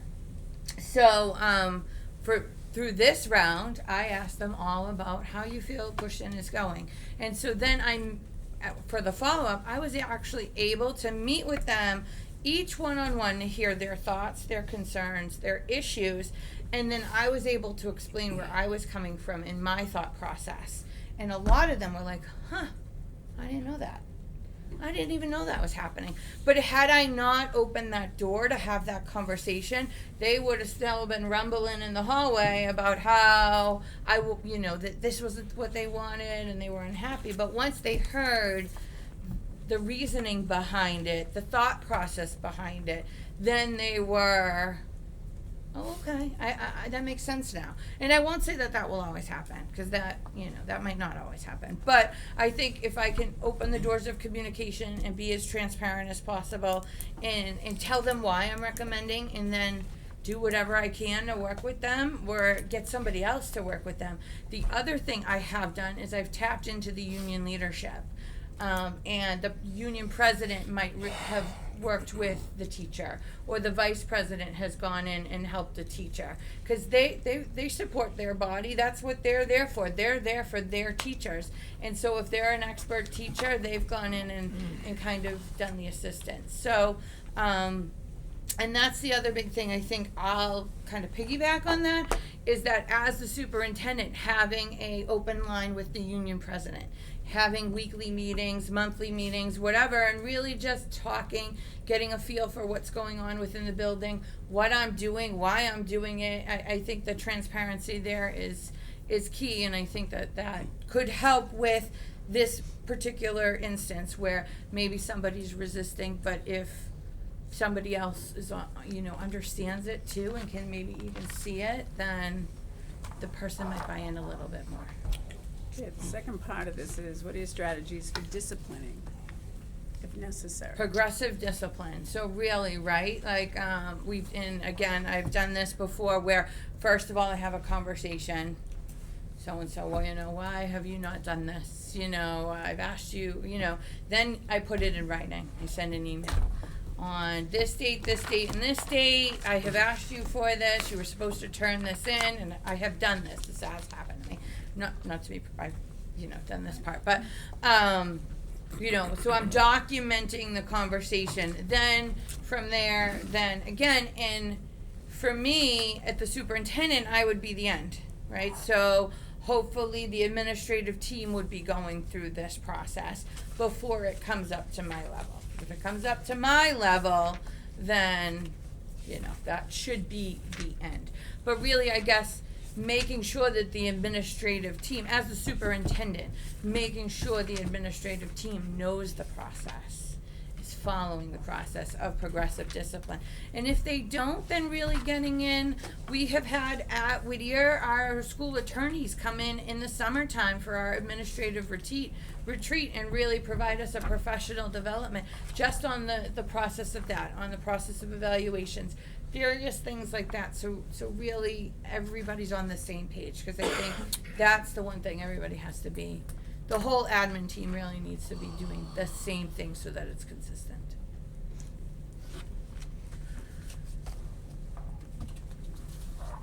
I'm done. Thank you. Kelly, if you were to become the next superintendent here at Mr. Shaw. Gillis has a question. Mr. Gillis, I just had a please. follow-up. That'd be more vocal, Mr. Gillis. Well, I'm just being polite and holding my hand.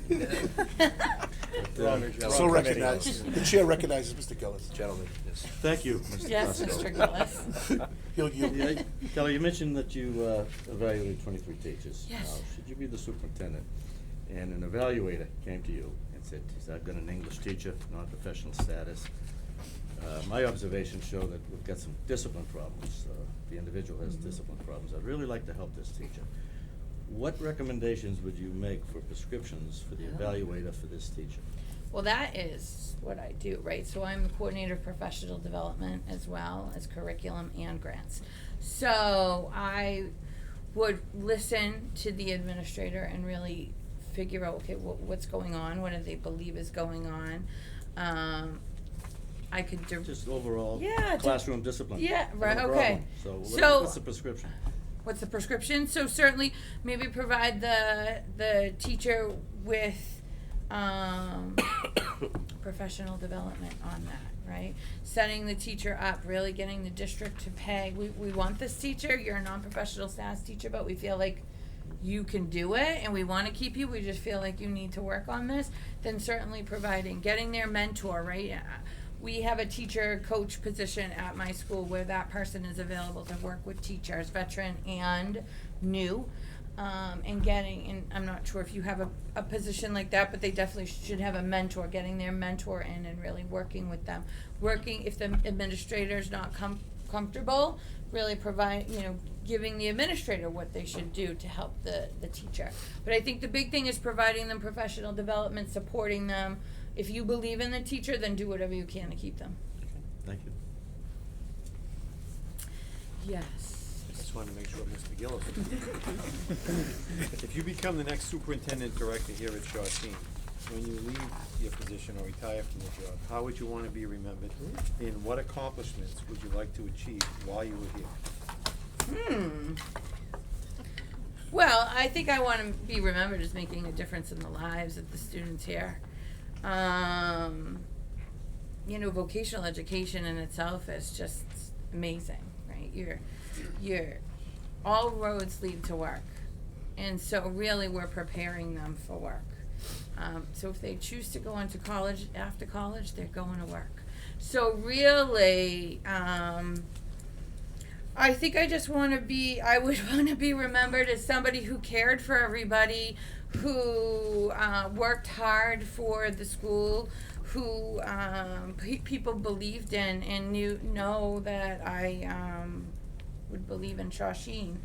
I think the accomplishments would be only to keeping Shawsheen Tech at the top vocational school in the state. I mean, really, you are what we aspire to be.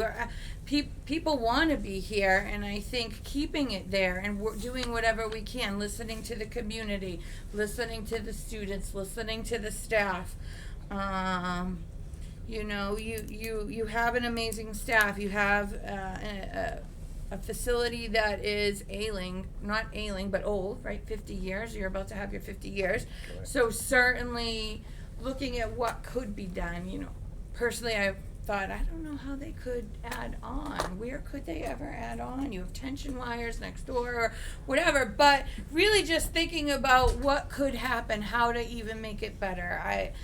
I think keeping it as one of the top vocational schools in the state of Massachusetts. And I am a member of the Billerica community, so certainly just having people know that and know that I was invested in this school for a reason. Thank you. Yes. Hi, Kelly.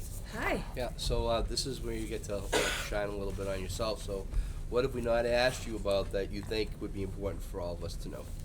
Oh, that's a good question. I guess my experience, really, right? Like what I do. You know, I'm the coordinator of curriculum. Staff development is my official title. Grants is kind of added at the end. I oversee the curriculum for the entire school, vocational side and academic side. I have worked really hard on the professional development for the school. It's really hard. It's a lot of work, I should say, to do all three jobs, especially the grant part, just because it's time consuming. But I think all three really go hand in hand, where I could see the need for curriculum, whatever the state changes something that has been identified that we need to do. I can provide the professional development to the staff, and then I can find the funding to be able to do that. I have an academic background, as you know, but I have worked with the vocational side hand in hand. I have written the Skills Capital grants for Whittier Tech and have obtained over $1 million. We have redone our advanced manufacturing program. We created an allied health dental assisting program. We actually came here to Shawsheen Tech to see your dental program and really see what a great dental program looks like. And we built a lot of what we have based on what you already have here. We are currently in the process of redoing our entire HVAC program. Our engineering program was all on grants through Mass STEM Hub or Project Lead the Way grants, the Mass Life Science. So I feel like I've done a lot within the community, but I've also worked a lot with the staff.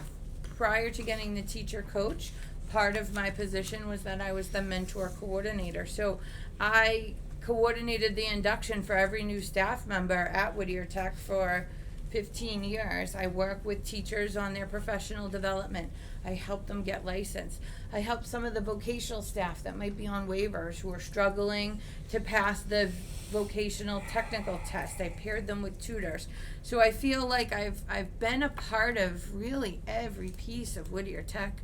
I'm part of the budgeting process. I've attended various meetings with my superintendent. We've toured legislators, and I feel like I've done so much, and I just want you to understand that at Whittier we function as a team, and we are a part of everything that happens within the building. So I might not have been the superintendent, but I know exactly what the superintendent does. And if I didn't, then I know who to lean on if I had a question. So. Thank you. Thanks. Anybody else? Follow-ups? Can I ask? No, I'm You gonna ask can. a question. That's what I'm here for. I know. Because the population is going down in all of our 5 towns of students, what action, so every school district is having trouble keeping their enrollment up. So what actions have you or should be taken to ensure the enrollment remains strong? I was hoping you would ask me that. Well, I mean, obviously, like, I have ideas. I looked at the enrollments of all your sending communities. You do have the highest enrollment of the schools, right? The local schools. Somebody told me that 2nd grade is the sweet spot. That it's where they remember. I know you do a lot of community things. Even when I was here, Wilmington Public Schools was coming in. The students were doing some activity after school here, right? I think it was the middle school students. But somebody told me that 2nd grade is the sweet spot where they remember things. Things have an impact on them, but it's before things get crazy. So really tapping into the community. I think getting yourselves out there, you do that, and I do see things going out in the community. I think really trying to continue that. One thing I did think about, and it's totally coming from a personal, not a professional, I have a child in the Billerica Public Schools. This year they redistricted, as you knew. The extended care programs in the schools were run by the Boys and Girls Club. I'm not sure the Boys and Girls Club really thought about the redistricting process when they shut down an elementary school and they moved all the kids around. So schools had huge wait lists for the after school programs. My kindergartner didn't even get he only got Friday, so luckily his grandfather stepped up and they meet him off the bus each day. But right here on Cook Street, the Ditson School had the biggest wait list of all of the elementary schools.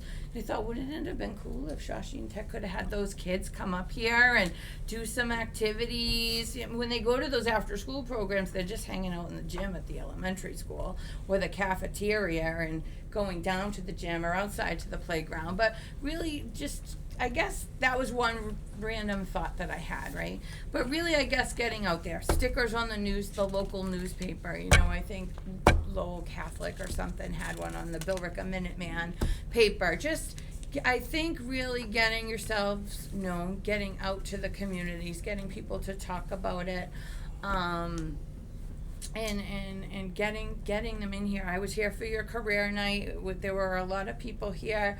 And I thought it was an awesome idea that it coincided with the Whittier Shawsheen wrestling meet, which is a big meet. So you had all these additional people that were in the building that were able to tour that might not have necessarily been here. So really, I think doing what you can within the community. I've seen in the mall. I've seen in the Burlington Mall that Minuteman Tech had a big banner, and at Pheasant Lane Mall, Neshoba Tech has a big banner in their food court. So just little things like that where people are like, oh, the trunk or treat that you had this year. My 3-year-old went to it with my mother and my husband, but you gave out pencils, you gave out magnets, you gave out candy with little bags. I'll look at my fridge. There's the Shawsheen Tech Rams magnet on my fridge. This is you know, way back when, before the superintendent search even started happening, but, you know, it was in my head, oh, look at, there's Shawsheen Tech, just all those little things to get people to think about you and as a school, and letting them know the awesome things that can happen here. Thank you. Thanks. Thank you, Kelly. Thank you. Thank you. Closing? Yeah, we're all set. All right, I got a closing. Not as long as my opening. All right, well, I would like to thank you for your time this evening. I hope that I've been able to provide you with as much information that you may need to know about me so that I can be your next superintendent.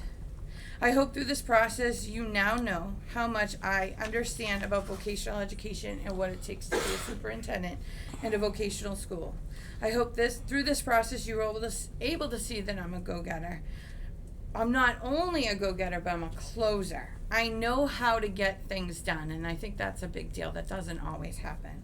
I have a doctoral degree and a CAGS. I've attended leadership academies for principal and one specifically addressed on the vocational superintendency. I hold 9 licenses, academic and vocational. I could continue to go on and on, but this small bit speaks to my determination, my growth mindset that I will bring to your community as a superintendent. The final thing I'd like you to know about me before I conclude this evening, and I can't stress it enough, is that I do want to be your superintendent. I am a community member. I have one son, as I said, soon to be 2, in the Billerica Public Schools. My husband grew up here in Billerica. My sister-in-law is a teacher in the town of Wilmington. I've attended many an event here, both personally and professionally, and I'm not out applying at superintendent jobs. I am not looking to just be a superintendent in any superintendent position. I strategically applied here because I want to be the superintendent of Shawsheen Tech. And I know that wholeheartedly this is where I'm destined to be. And I hope together we can move forward through this process, and that I will see you again in the near future. Thank you. Thank you, Kelly. Thank you. Thanks, Kelly. That's it? Yeah, that's it. Thank you. Thank you. Thank you.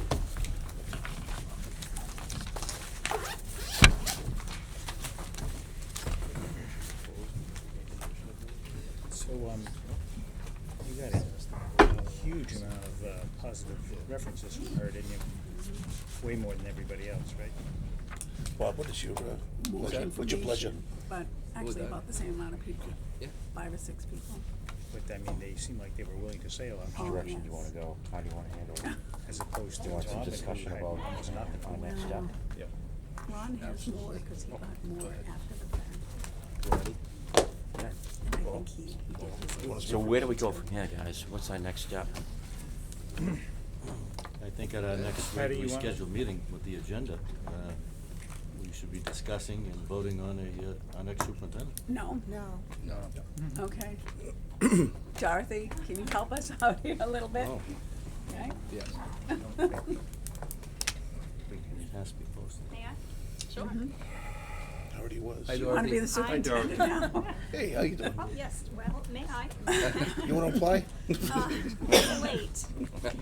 The typical process actually is to have that discussion this evening and decide what your next steps would be moving forward. If your next meeting is not for a month, that's a lot of time to sort of sit with the information and sort of let it slide into the background.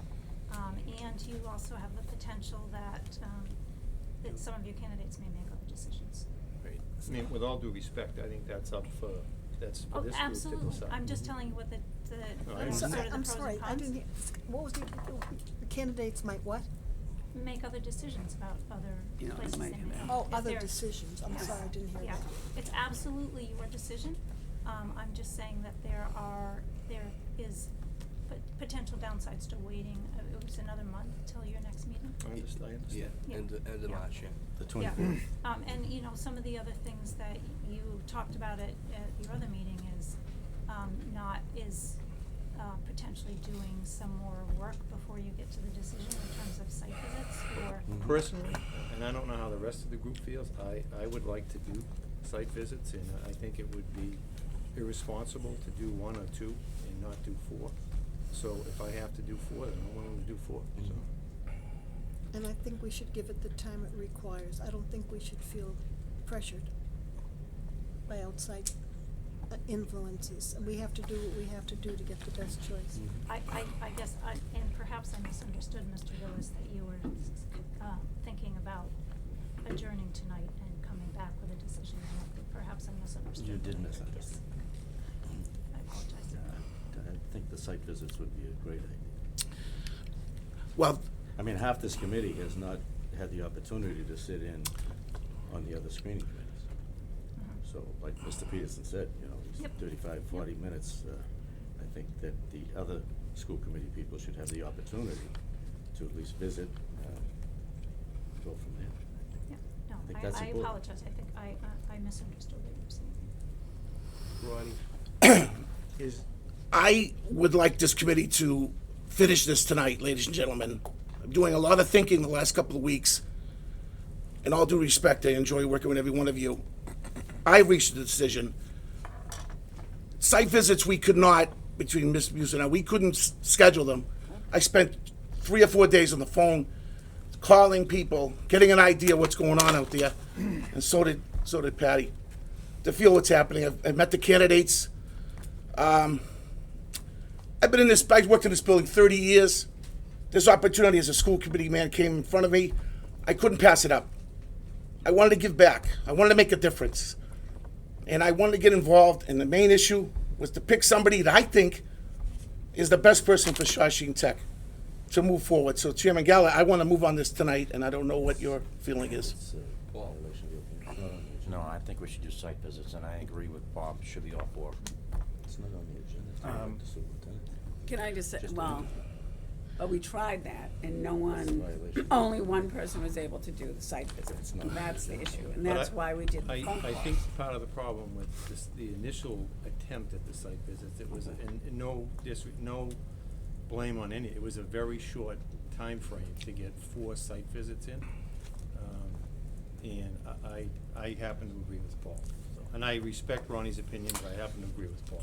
I think we have the same amount of time frame again. I mean, if we're gonna Yeah. try to do it by the next meeting, it's Right. still, We should have a tighter time frame within a couple weeks, probably. I'm fine with that. yeah, I have Yeah. two things to bring up in relation to this. Number one, if it's possible to reduce the number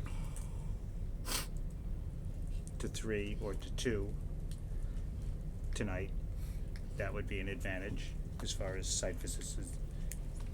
And the other thing is, personally, I'm not gonna be here on March 24th. I think that if we're going to do this, maybe we should schedule a separate. I think that's fine. I agree, that's Mhm. fine. We can And I do think that. out of respect for you, I think that's We would fine. do that. Right, but is it, do other people feel that it's possible to narrow the field by 1 or by 2?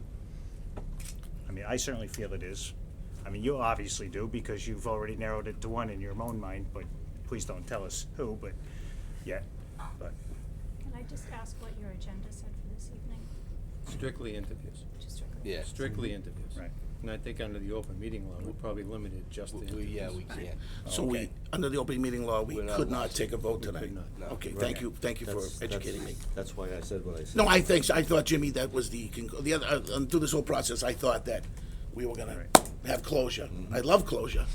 I've talked to these people, I know these people better than they know themselves, I mean. Okay, can I ask Dorothy then to clarify my question? Is it how would it be possible? Is it possible? It's not. Is it reasonable for us to want to narrow it down I to would say 3 or if you 2? If you don't have it on the agenda. We this can't do evening- it. I'm not talking about right now. Oh. We could always make we can always make a new agenda Oh. for something else, I mean, another Yeah, night. Tonight. Not tonight. Need Not 48 tonight, hours. no, not tonight, Yes. Okay. but in general. Yes. In general, is that common?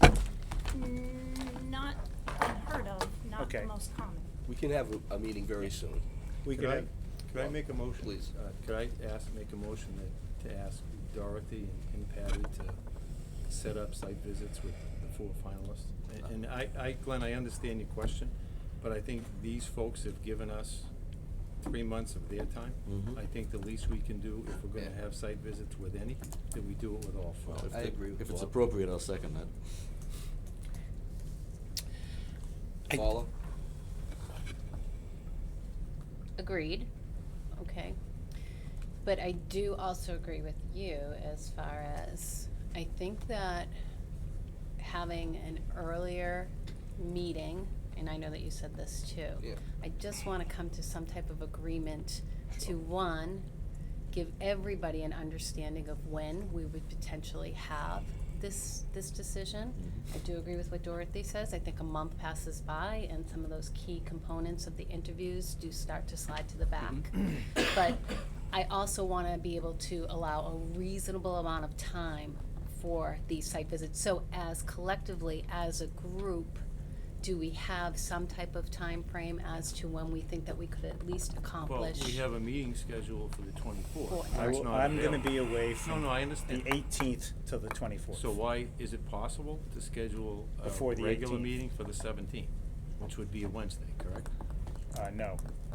Not Tuesday, correct. Tuesday. It's a Tuesday. It's a Tuesday. It's a week before our regularly scheduled meeting. Could,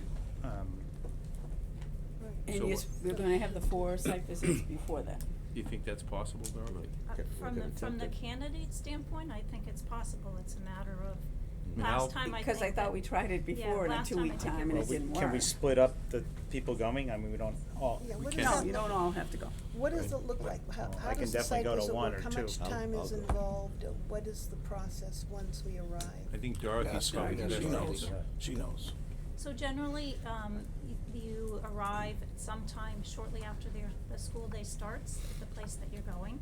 And you would see a different groups of people, like groups of teachers, administrators, other stakeholders that the candidates interact with. And you would be able to have a conversation with them, ask them questions about the candidate. The time it takes, it's usually actually most of a school day. If for, the time frame is a little bit up to you, depending on how many different groups of people you want to see and how long you want to spend with them. You have 2 candidates who don't actually have sites to visit. Right. So in those instances, generally, they find a place to bring in those groups of stakeholders to talk to you. Might be a library in the area, or actually in the case of Mr. Oben, I believe he said that Diamond would make space available. It gives you, particularly when you're going to the school, it gives you a flavor of the environment that they're in, along with talking to the people that you talk to. So we meet them out of their classrooms. They come to a place like Yes, this and we meet. yes, The yes. ones that would be off-site, would they be the same population of people Yes. coming? Yes. Okay. Yes. Can I ask a question? Yes, Mr. Gillis? The 2 candidates that don't have specific sites to visit are only recently not employed at this site, so would it be possible to meet at would it be appropriate to That would be meet? up to the district or to the school. You just said Okay. it, Mr. Auburn. Yeah, Mr. Robin has indicated he believes it's a possibility. And But it could would, you it ask would Ms. not be. Cusker if that would be a possibility? I have not asked No, I her. mean, could can you? ask Could her. you? Yeah, I can ask her. That would be helpful. Honestly, I don't know what the answer would be. No, I can understand, ask. but I mean, I think it would be very helpful to me to be in the environment that they worked in, if I'm gonna interview people that they worked with. One other thing. Could I suggest that we just pick a window, like something like 10 to 2? Again, I drive south sometimes in the mornings. It's brutal to go to New Bedford, Yeah. leaving here at 7:30 or 8 in the morning. Understood. I mean, I've 10 done it too. 10 to 2 is enough time, 4 hours. It's called after the school buses in the morning. And Yeah, and before the evening Before the- commute. And Before the evening school commute buses starts start. about 2:30 or 3 on 128. So Glenn, are you available to do site I'm visits? available to do site- Who else here is available, wants to volunteer to do site visits? It depends on the day, but I can. Okay, so we have a pretty good sample of people now. And what would we that are gonna typically volunteer want? to go. 2 or 3 of us to go? Dorothy, what? As, I will give you the dates, we'll set it up, I'll give you the dates, and whoever can go. I don't want to can do go. 4 of them, but I can certainly do a couple. Yeah, Okay, thank you. and hopefully, if we find that everybody signed up for one and fewer for another, maybe we can talk about balancing it out so that it's pretty even number. Can I borrow your pen? Absolutely. Thank you. Okay. Thank you, So Dorothy. can you give me some idea what dates Well, like what the end, essentially what the end date would be? Well, we're hoping Or if there's that March dates to avoid. 17th, we can have our meeting, right? Yes. And then make our vote. Okay. So we need to do it sometime between, what is today? Whatever. Today is 26th? 26th. So 26th. sometime between now and Hopefully maybe March next week. 15th? Next 2 weeks. whatever the Friday is, 14th? 14th. If we could do it, if we could have that meeting earlier, if we can, Right. that would be. good Earlier as the well. better. I Right. mean, sometime before March 14th, which is a Friday, 15th, 16th? No, 13th. 13th is a Friday. Before Friday the 13th. That's bad karma. Now, I have a question, because Ron and I spoke to 5 people for Yeah. each of these candidates. Do you want them to be eliminated from the group? Because that's where they were from. They were from the actual site visit group. Yeah. That's the people we talked to. There is already established a site visit Well, group? because, yes, they were the site visit group that, And they talked.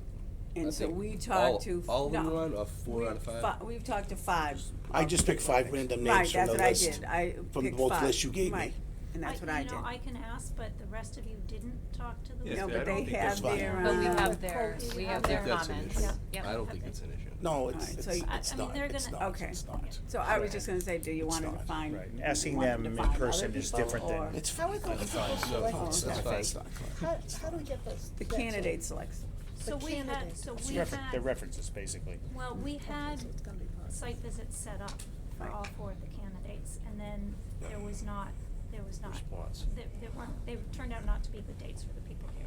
So the people that, Patty and Ron talked to were the people that would have been Already. at those Would site have been. visits. Gotcha.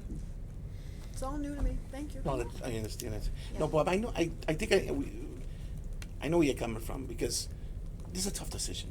Yeah, And it's a big both one. Bobs, I know, don't listen, I know we've talked, we don't wanna rush into this, I know what you mean. So if you visit and you say, okay, I got an idea, I understand where you're coming I from. mean, my position on the process is, I'm gonna make a decision that's gonna change the course of this place That's for the right. next 15 years, long after I'm gone. Right.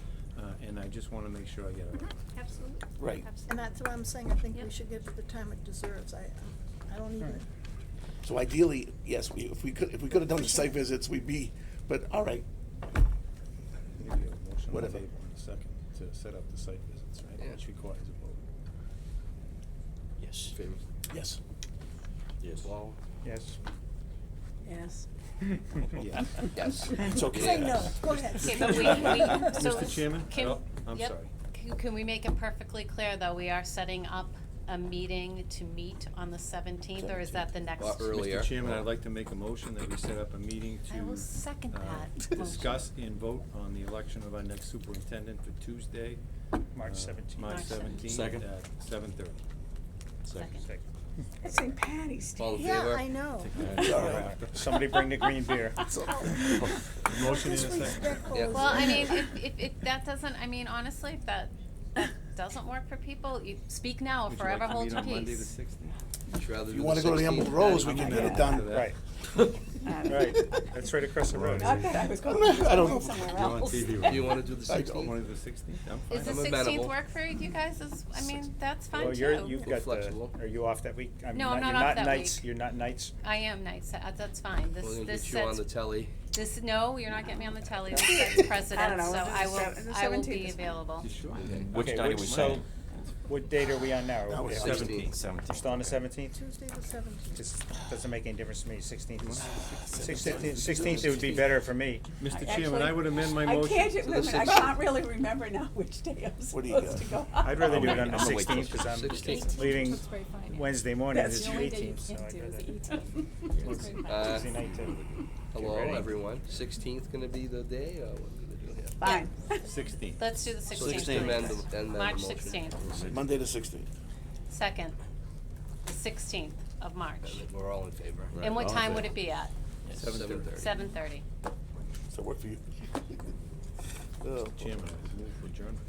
I would second that. All in favor? The meeting will be Aye. March 16th at 7:30. Thanks, Paula. But don't tell Thank anybody. you, Paul. So are we gonna get the dates for the site visits from you? You're gonna send them out? It's public. You can all come. Actually, Monday's easier to switch than Tuesday, so. Thank you. Thank Dorothy, you. the only day I will not be available would be the 8th, so if you can, yes, which is a Friday. I just wanted to make sure I heard. Yeah, I prefer Monday, Tuesday, and Wednesday. So 7:30. I tend, March 6th, I won't be available. my preference is Monday, Tuesday, or Wednesdays. I'm not all that available on Thursdays and Fridays. 7:30. Next Wednesday, I'm not available. We should have all got that, because that's kind of important. Next Friday? Yeah. What's that? What's